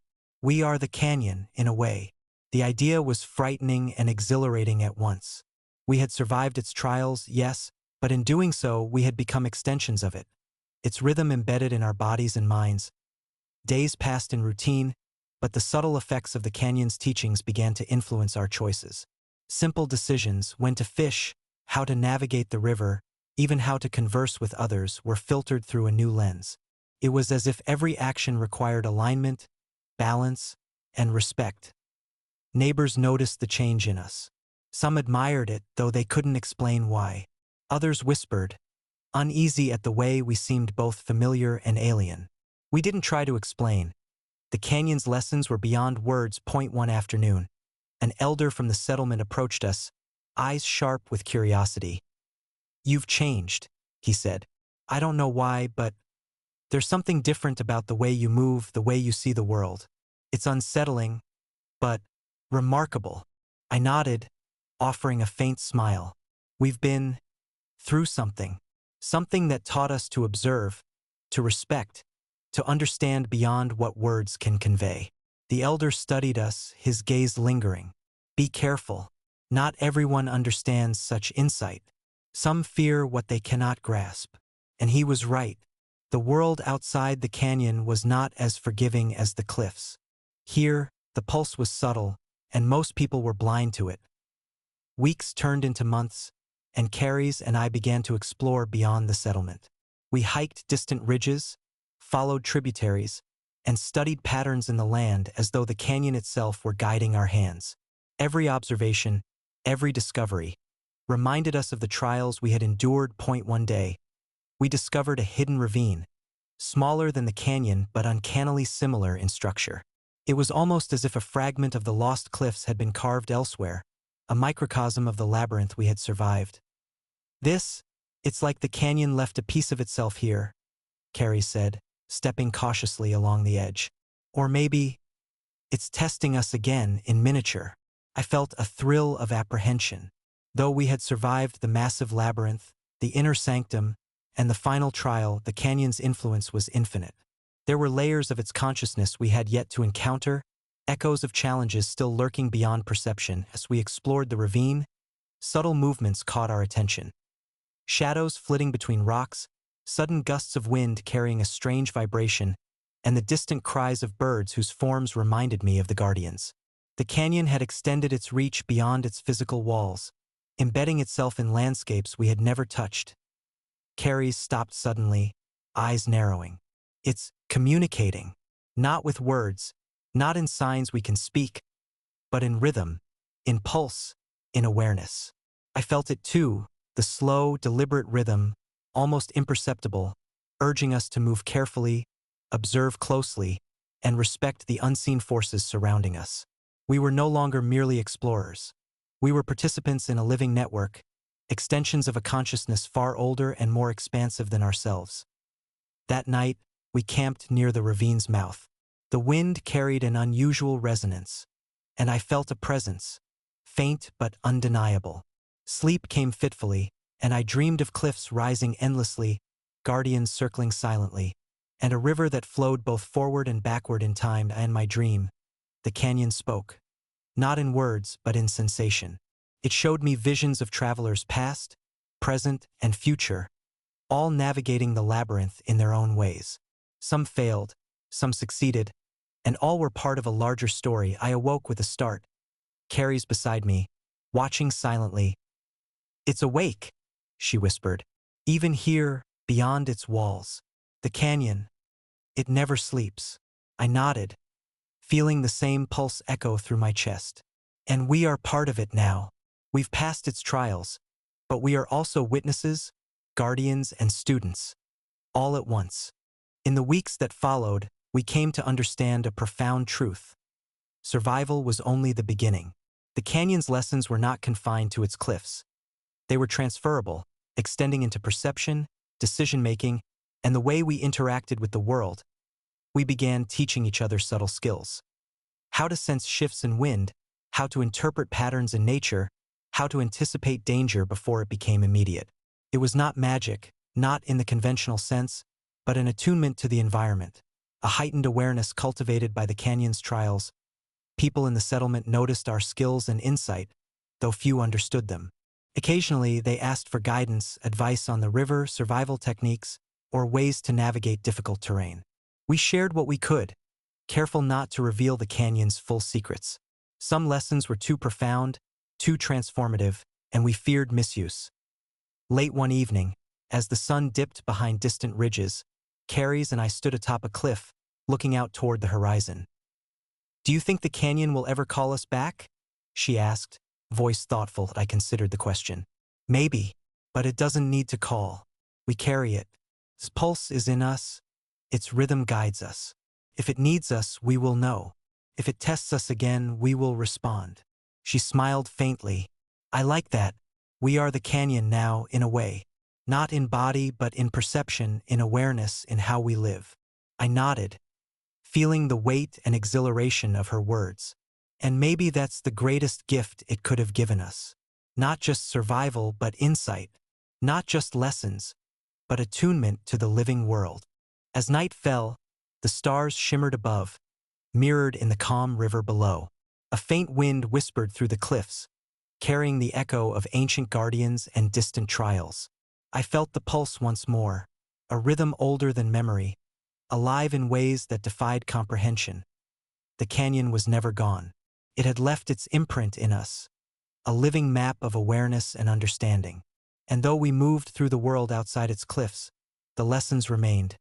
Patience, observation, respect, resilience, and the quiet knowledge that some mysteries were infinite, eternal, and beyond the reach of ordinary understanding. Carries reached for my hand.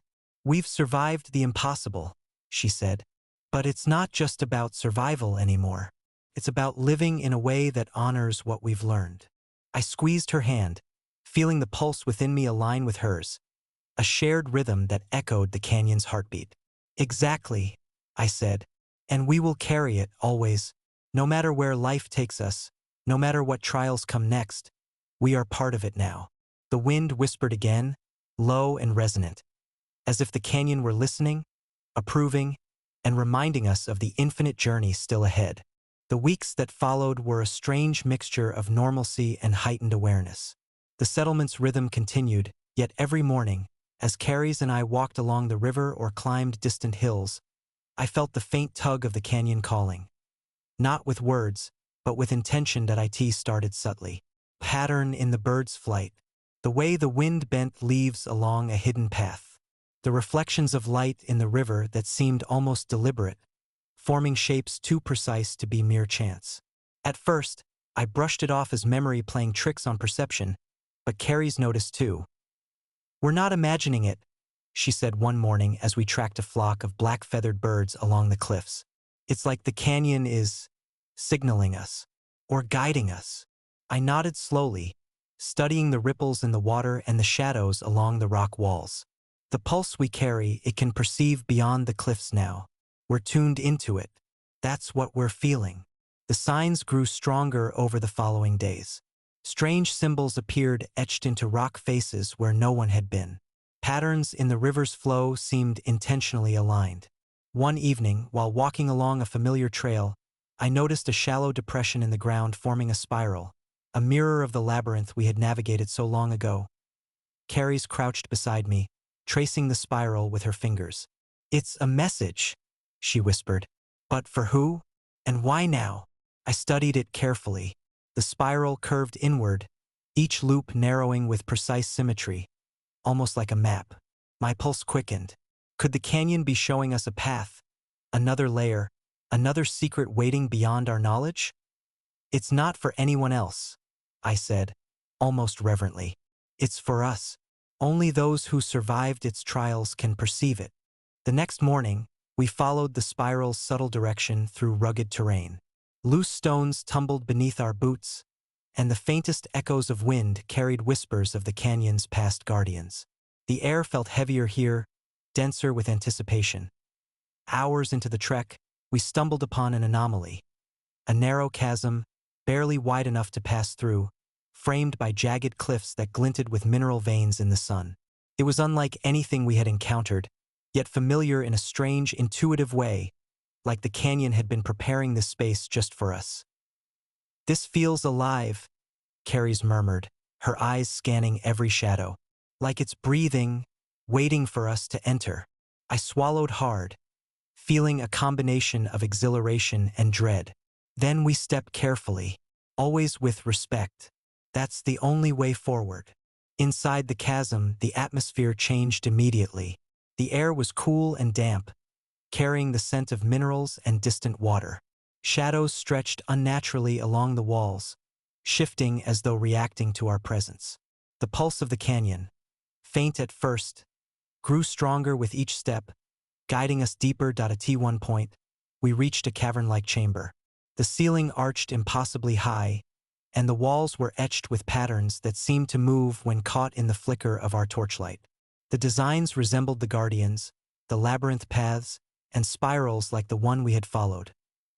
Carrie stepped closer, her hand hovering above a carved spiral. "It's a record, or a warning, or both." I followed her gaze, noting how the lines seemed to converge toward the center of the chamber. The canyon doesn't leave messages lightly. Every mark here, it's intentional. Every twist, every curve has meaning. As we explored, I noticed something extraordinary. In one corner of the chamber, a faint light shimmered beneath a mineral-rich surface. I knelt to examine it, brushing away dust and sediment. Beneath my fingers, the rock glowed faintly, revealing a pattern I recognized immediately. A map of the labyrinth, overlaid with symbols we had never seen before. "The inner sanctum, it's bigger than we thought," I whispered. "This isn't just a memory of what we survived. It's a blueprint for what's beyond." Carrie's crouched beside me, eyes wide. "Do you think the canyon wants us to return? Or to go further?" "I don't know yet," I admitted. "But whatever this is, it's part of the pulse we carry, part of its consciousness. It's showing us something new." We spent hours tracing the map, following the faint trails of symbols and pathways. Some led to dead ends, but others aligned with hidden crevices and narrow passages that we had overlooked in our prior explorations. It was as if the canyon itself had been patiently waiting for us to be ready, its secrets reserved for those who had survived, who had learned to listen. Night fell, and the cavern's glow became more pronounced. The pulse we carried resonated with the luminescent rock, creating an almost musical vibration that filled the chamber. I felt it in my chest, in my fingertips, in the soles of my feet. Carrie's reached out, touching my arm, and I realized we were both experiencing it. The canyon speaking directly to us, bridging the gap between human and landscape. "We're being called," Carrie's whispered, her voice barely audible over the hum. "Not forced, but invited." I nodded, feeling a mixture of fear and exhilaration. "Then we accept, carefully, respectfully. We follow the pulse." Over the next several days, we traced the map's pathways with meticulous attention. The canyon seemed to react to our progress. Loose stones shifted to reveal hidden footholds. The wind carried guidance, subtle gusts nudging us toward hidden passages. Even the birds, our old companions, appeared more deliberate, circling and observing as though supervising our movement. One evening, after navigating a particularly treacherous ridge, we reached a plateau that overlooked a chasm so vast it seemed to disappear into the clouds. The map suggested a path forward, but it was not clear how to cross. Carrie's turned to me, eyes narrowing. "The pulse, It's stronger here. I think we're close. But what is this place? I studied the horizon, heart pounding. It's beyond anything we've encountered. Another layer of the canyon, older, perhaps deeper than the inner sanctum itself. The pulse is guiding us, but we have to trust it and ourselves. As night fell, we made camp on the plateau. The wind carried a faint, resonant sound, almost like the distant flapping of enormous wings. I shivered, partly from cold, partly from anticipation. I never imagined the canyon could be this vast, Carrie said quietly, her eyes reflecting starlight. Every time I think I understand it, it shows me something new. I nodded. That's the lesson. The canyon is infinite, and so are its challenges. It's not about conquering it. It's about learning to move in harmony with it, listening, observing, respecting its pulse. Sleep came fitfully that night, filled with dreams of guardians circling enormous cliffs, rivers that twisted impossibly through time, and whispers of travelers yet to arrive. I awoke with a sense of purpose. This next journey was not just about discovery, but about deeper understanding, about becoming more than survivors. The following morning, we began the descent into the chasm the map had indicated. The cliffs narrowed, and the shadows grew longer, almost as if the canyon itself were folding inward to conceal the path. Every step required caution, every breath required attention. Along the way, we discovered signs that others had passed before us. Ancient markers, worn paths, remnants of camps. But the pulse we carried told us these travelers had not survived the deeper layers. The canyon had preserved their memory, but it had reserved its true lessons for those who were ready. Carries touched one of the markers gently. We're the first to make it this far and survive, she murmured. It's humbling. I nodded, feeling the truth of her words. And terrifying, but it means we are ready for what comes next. Whatever the canyon wants to show us, we face it together. As we reached the inner edge of the chasm, a low mist began to rise from the depths, carrying with it the scent of minerals, water, and an energy I could not name. The pulse we carried resonated strongly here, vibrating through every fiber of my being. The canyon was alive, aware, and waiting. We step carefully, I said, taking Carrie's hand. And we listen. Every rhythm, every vibration, it's guiding us. Together, we descended into the mist, the canyon's pulse enveloping us. Shadows stretched and curved in impossible ways, yet the pulse guided us safely through each twist, each turn, each unseen obstacle. The journey had become more than survival, more than exploration. It was communion, an intimate dance with a consciousness older than memory, deeper than stone, and infinitely patient as we moved deeper. I realized that the canyon's ultimate lessons were still ahead, and though fear and uncertainty loomed, there was also exhilaration. The promise of understanding something truly eternal, something that could not be captured in words or maps. We were no longer merely travelers or survivors. We were students of the pulse, witnesses to the infinite, and participants in the canyon's living story. The deeper we went, the more the canyon seemed to shift around us. Mist thickened into fog that clung to every surface, curling in shapes that suggested movement, almost sentient. The pulse beneath our feet was no longer subtle. It was insistent, demanding attention, guiding us forward like a living map. This place, Carries whispered, eyes wide. It's not just the canyon. It's something else, something older. I nodded, feeling the same dread and awe. It's a hidden realm, layered beneath the canyon itself. The inner sanctum was just the beginning. This is the heart. We moved slowly, climbing narrow ridges and stepping over jagged rocks that seemed to shift slightly when we weren't looking directly at them. The mist refracted light in odd ways, creating illusions that made the canyon feel infinite in every direction. Shadows seemed to follow us, stretching into shapes that reminded me of the giant birds we had faced before at one point. A sudden gust of wind threw Carrie's off balance. I caught her hand instinctively, heart hammering. The wind carried a faint sound, a low, melodic hum that resonated in my chest. It's communicating again, I said. Not with words, with pulse, feeling. Awareness. We have to attune ourselves.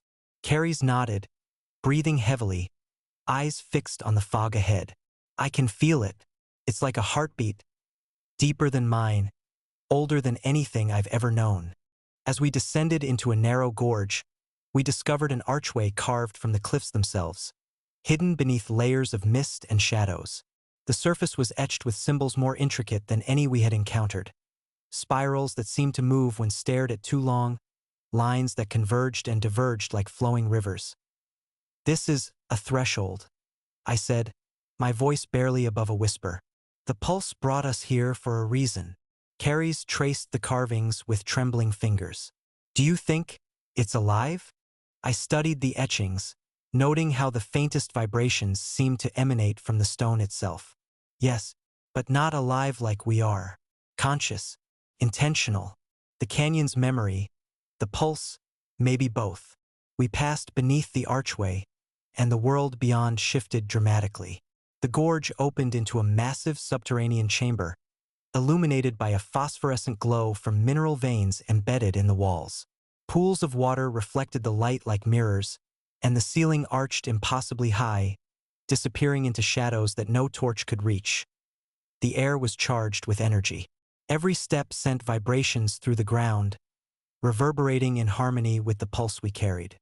I realized the canyon's consciousness was not only guiding us, it was aware of us, assessing our movements, testing our intentions. This is its core," Carries whispered. "The heart of everything we've experienced." I nodded, feeling both awe and apprehension. "And we are intruders, yet welcomed. Carefully, respectfully. That's the only way forward."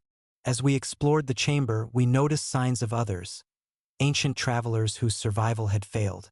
Broken tools, bones bleached by time, carvings left as warnings.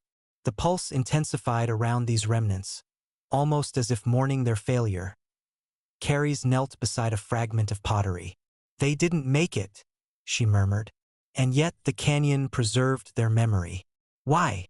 I crouched beside her, brushing my fingers over the surface. "Because their journey matters. Every life that enters the canyon contributes to its consciousness. Success or failure, survival or death, they all leave traces. Its way of learning, maybe." The thought chilled me. The canyon was not merely a physical space. It was a living, evolving consciousness. And we were a part of it now, linked in ways we could barely comprehend. We pressed deeper into the chamber, discovering a series of narrow bridges spanning deep chasms filled with swirling mist. Each step felt precarious, yet the pulse beneath our feet guided us, warning us of unstable stones, sudden drops, and invisible currents of air. "The canyon trusts us," I said softly, gripping Carrie's hand. "Or at least, it wants us to prove ourselves." She nodded, eyes scanning the shadows. "I can feel it watching, listening, judging." Above us, shadows shifted in impossible patterns. For a moment, I thought I saw a massive winged figure, the size of a cliff itself, gliding silently along the cavern's ceiling. It vanished before I could focus, leaving only a lingering sense of presence. "The Guardians," I whispered.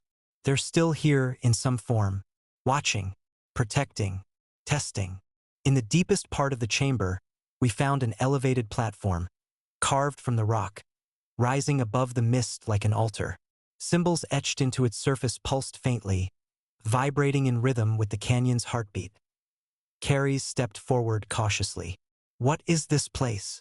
I approached beside her, feeling the pulse resonate through my feet.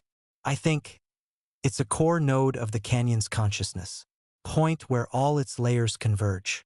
It's showing itself to us, guiding us toward understanding."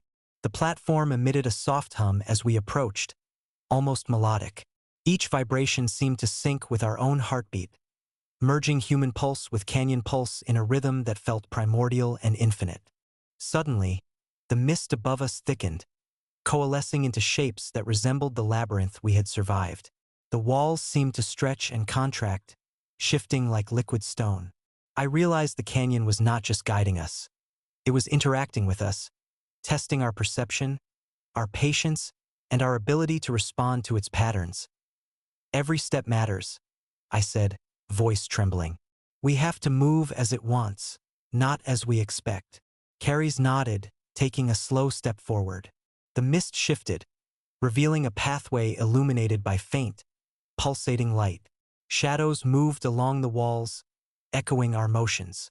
Every sound we made, footsteps, breath, heartbeat, was amplified and reflected, creating a symphony of presence that made the chamber feel alive in every sense. To the platform's center, we discovered a shallow pool of crystalline water, reflecting the glowing mineral veins in intricate patterns. The pulse grew stronger here, and I felt a sudden, overwhelming connection. The canyon's consciousness reaching into my mind, weaving memory, sensation, and intuition into a single awareness. It's more than awareness, Carrie said softly. It's communion. I stared into the pool, feeling a vision unfold before me. Cliffs spiraling infinitely, rivers twisting like serpents, shadows of guardians moving across impossible landscapes, and travelers, countless travelers, navigating trials we could barely imagine. Some succeeded, some failed, but all left their imprint. The canyon's pulse surged through me, not as a sound or a sight, but as pure sensation. Fear, awe, curiosity, respect, and understanding all merged into one overwhelming experience. Carrie's reached for my hand, grounding us both in reality. It's showing us everything it remembers, every life, every trial, every secret, and it's trusting us to see it without getting lost. I nodded, trembling. We are its witnesses now. The students, stewards, maybe. We carry its memory, its pulse, and now its trust. The realization was both humbling and terrifying. The canyon had transformed from a physical challenge into a living entity, an infinite consciousness we could sense, communicate with, and if we chose carefully, learn from. As the vision faded, the chamber returned to its previous form. Glowing veins, mist curling through shadows, pools reflecting fractured light. But the pulse remained, insistent and guiding. Carries looked at me, eyes bright with understanding. We can never leave this behind, she said. Even outside, in the world above, the canyon will be part of us. Its lessons, its rhythm, everything. I nodded, feeling the truth of her words deep in my chest. And perhaps that's the ultimate challenge. Not survival, not discovery, but integration. Carrying the canyon's pulse into a world that cannot perceive it, yet living in harmony with it. We spent the following days exploring the hidden chamber further, uncovering smaller passages, mineral formations that responded to our touch, and echoes of trials long past. Every discovery was a lesson, every obstacle a test of patience and attunement. And yet, even as we learned, I knew the canyon's greatest secrets remained beyond our grasp. Its consciousness was infinite, its pulse eternal. We had only begun to understand the depth of its awareness as we prepared to leave the chamber. Stepping carefully across narrow stone bridges and through curling mist, I realized the true journey was not about escaping or conquering the canyon. It was about listening, perceiving, and participating in a consciousness older than any of us. Alive, infinite, and eternal. The canyon had shown us its hidden realm. It had trusted us with its pulse. And now, the question remained. How would we carry its lessons into the world above, where no one else could feel its heartbeat? We emerged from the hidden chamber carrying a weight I could not name. The pulse of the canyon remained with us, an invisible tether threading through muscle, bone, and thought. It was no longer just a guide. It had become a companion, a presence I could neither ignore nor fully comprehend. Carries walked beside me, silent, her eyes distant but alert. Every step we take now, she said finally, feels consequential, like the canyon is observing, even after we leave its heart. I nodded, feeling the same tension. We had learned its rhythms, its whispers, its lessons. But I knew the canyon had one last trial in store. This pulse had led us to the core, but leaving would not be simple. Survival had never been guaranteed. Understanding did not mean freedom. As we retraced the narrow pathways back toward the surface, subtle changes began to appear. The familiar echoes of the chasm now carried an edge of danger. Stones that had been stable shifted underfoot. Mist thickened and swirled in unnatural patterns, disorienting the senses. And the wind, always a messenger, brought distant, almost human-like whispers. "Are those voices?" Carries asked, gripping my arm. I listened carefully. They weren't voices as we knew them. They were fragments of memory. Trials, fears, laughter, cries of travelers who had entered the canyon and failed. The canyon preserved them, echoing them back to those who dared approach its heart. "It's showing us the consequences," I whispered, reminding us of the stakes. "We can't falter now." Hours into our ascent, a sudden rumble shook the cliffs. Dust and pebbles cascaded down like tiny avalanches. I grabbed Carrie's hand, pulling her to a more stable ledge. The pulse beneath us surged violently, a warning and a challenge. "Stay close," I said. "Trust it. The canyon will guide us, but only if we remain in tune." The path narrowed dangerously, cliffs on either side twisting and rising into shadows that swallowed the sun. We moved in near silence, communicating only through subtle gestures and the shared rhythm of our breathing and heartbeat. Every footfall was a negotiation with gravity, with instinct, with the canyon itself. Then, as the sun dipped toward the horizon, we encountered the final trial. A vast chasm blocked our path, wider than any we had crossed. Across it, the cliffs rose impossibly, disappearing into clouds that glowed faintly in the dying light. At the far end, a faint shimmer hinted at a path, a possible escape. But the canyon offered no bridge, no rope, no clear way forward. I felt the pulse shift, intensifying, almost impatient. It was demanding ingenuity, courage, and alignment with its rhythm. Carrie stared at the gap. "We have to cross it. But how? There's nothing to step on." I took a deep breath, closing my eyes for a moment. I felt the pulse beneath my feet, through my bones, through my consciousness. It was not just a rhythm, it was guidance, intuition, connection. I realized the canyon had prepared us for this moment. Not with tools, not with paths, but with trust. "We have to move together," I said.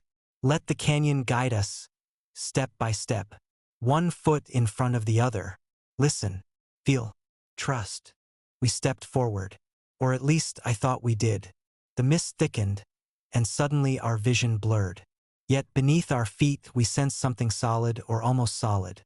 The pulse guided each movement, every step landing on invisible footholds, shifting air, subtle contours that could only be perceived by attuning to the canyon's rhythm. "Keep moving," I urged. Carries nodded, mirroring my pace. We advanced slowly, painfully, yet the canyon seemed to cradle us, testing resolve and focus at every heartbeat. One misstep could mean falling into the abyss. One moment of doubt could end everything. The world became a test of senses, of instinct, of trust. Eyes were useless. The canyon's pulse became our eyes, ears, hands, and feet. Every vibration, every tremor beneath our soles, every flutter of mist and air spoke volumes. Midway across the chasm, a shadow passed above us. A bird, enormous, wings spanning the breadth of the cliff walls, circled silently. This presence sent a shiver down my spine. It hovered without landing, watching as though judging our progress. I recognized it. Not a guardian, but a sentinel, one of the canyon's watchers from our earliest trials. "It's testing us," Carries whispered. "Even here, it won't let us pass lightly." I didn't respond. There was no need. The pulse, the rhythm, the canyon itself guided our every movement. And slowly, agonizingly, we made it across. One step after another, trusting, feeling, breathing in sync with the living canyon. At last, we reached the opposite cliff. My knees shook, heart hammering. Carries fell to the ground beside me, gasping. But we had crossed. We had survived the final trial. The path upward was steep but tangible now. The canyon seemed to relax, as if satisfied with our alignment, our persistence, our respect. Mist cleared slightly, revealing jagged ridges and cliffs bathed in the golden glow of the setting sun. As we climbed, I realized the pulse we carried had changed. It was no longer insistent or demanding. It was steady, integrated with our own rhythms. The canyon had accepted us as participants, not mere intruders. We emerged at the canyon's edge just as the last light faded. Below, the river wound through the labyrinthine cliffs, glinting faintly. Above, the sky stretched infinite and calm. And between, the pulse of the canyon still resonated within us, subtle yet eternal. We collapsed on the sun-warmed rock, exhaustion overwhelming, but awe stronger. "I never thought," Carrie said finally, voice trembling, "I'd see this place, survive it, and feel it like this."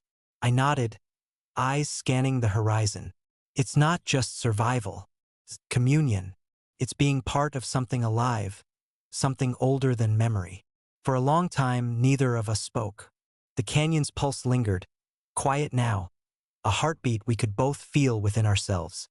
It had tested us, shown us, guided us, and we had emerged changed, attuned, and aware. Night fell and the first stars appeared. In the darkness, the canyon seemed to breathe, shadows folding gently, as if the world itself recognized our passage. The wind carried faint whispers, not of warning, but of acknowledgement. We had become part of its story, a small yet essential note in its infinite symphony. Carrie's leaned against me, exhaustion etched into her features, but a quiet determination in her eyes. "What now?" she asked. I felt the pulse resonate faintly in response. "Now we carry it with us, into the world above, into life beyond these cliffs. The canyon's lessons, its rhythm, its memory, they're ours now. And we share them, silently, subtly, in everything we do." She smiled faintly, understanding. "Not everyone will see it," she said, "but we'll feel it, and that's enough." I nodded, gazing at the endless horizon. Enough, and everything. In the days that followed, we slowly made our way back to familiar trails, avoiding the dangerous paths, retracing steps that now felt trivial compared to the pulse we had learned to trust. Every echo, every shadow, every breeze reminded us of the canyon's living presence. And every night, when we closed our eyes, the pulse remained, not demanding, not instructing, but whispering, constant, eternal. The world above the canyon seemed different now. Colors sharper, sounds richer, air denser with meaning. And yet, in that transformation lay the quiet truth. The canyon was not behind us. It was within. It was no longer a place we had survived. It was a pulse, a consciousness, a living force intertwined with our own. We had escaped its labyrinth, but we had not escaped the canyon. Nor would we ever want to. Weeks later, as we stood at the edge of the canyon, looking down into its winding, labyrinthine depths, Carrie's reached out and touched my hand. "I wonder," she said softly, "how many people will ever feel it the way we do?" I smiled, feeling the pulse beneath my feet, beneath my skin, beneath my very thoughts. "Maybe none, but it doesn't matter. We do. And that's enough." Together, we turned away from the edge, carrying the pulse with us, stepping into a world that could never fully understand the depths we had seen, but that we would carry forever within ourselves. And the canyon, silent and eternal, waited for the next heartbeat, the next journey, the next soul brave enough to listen.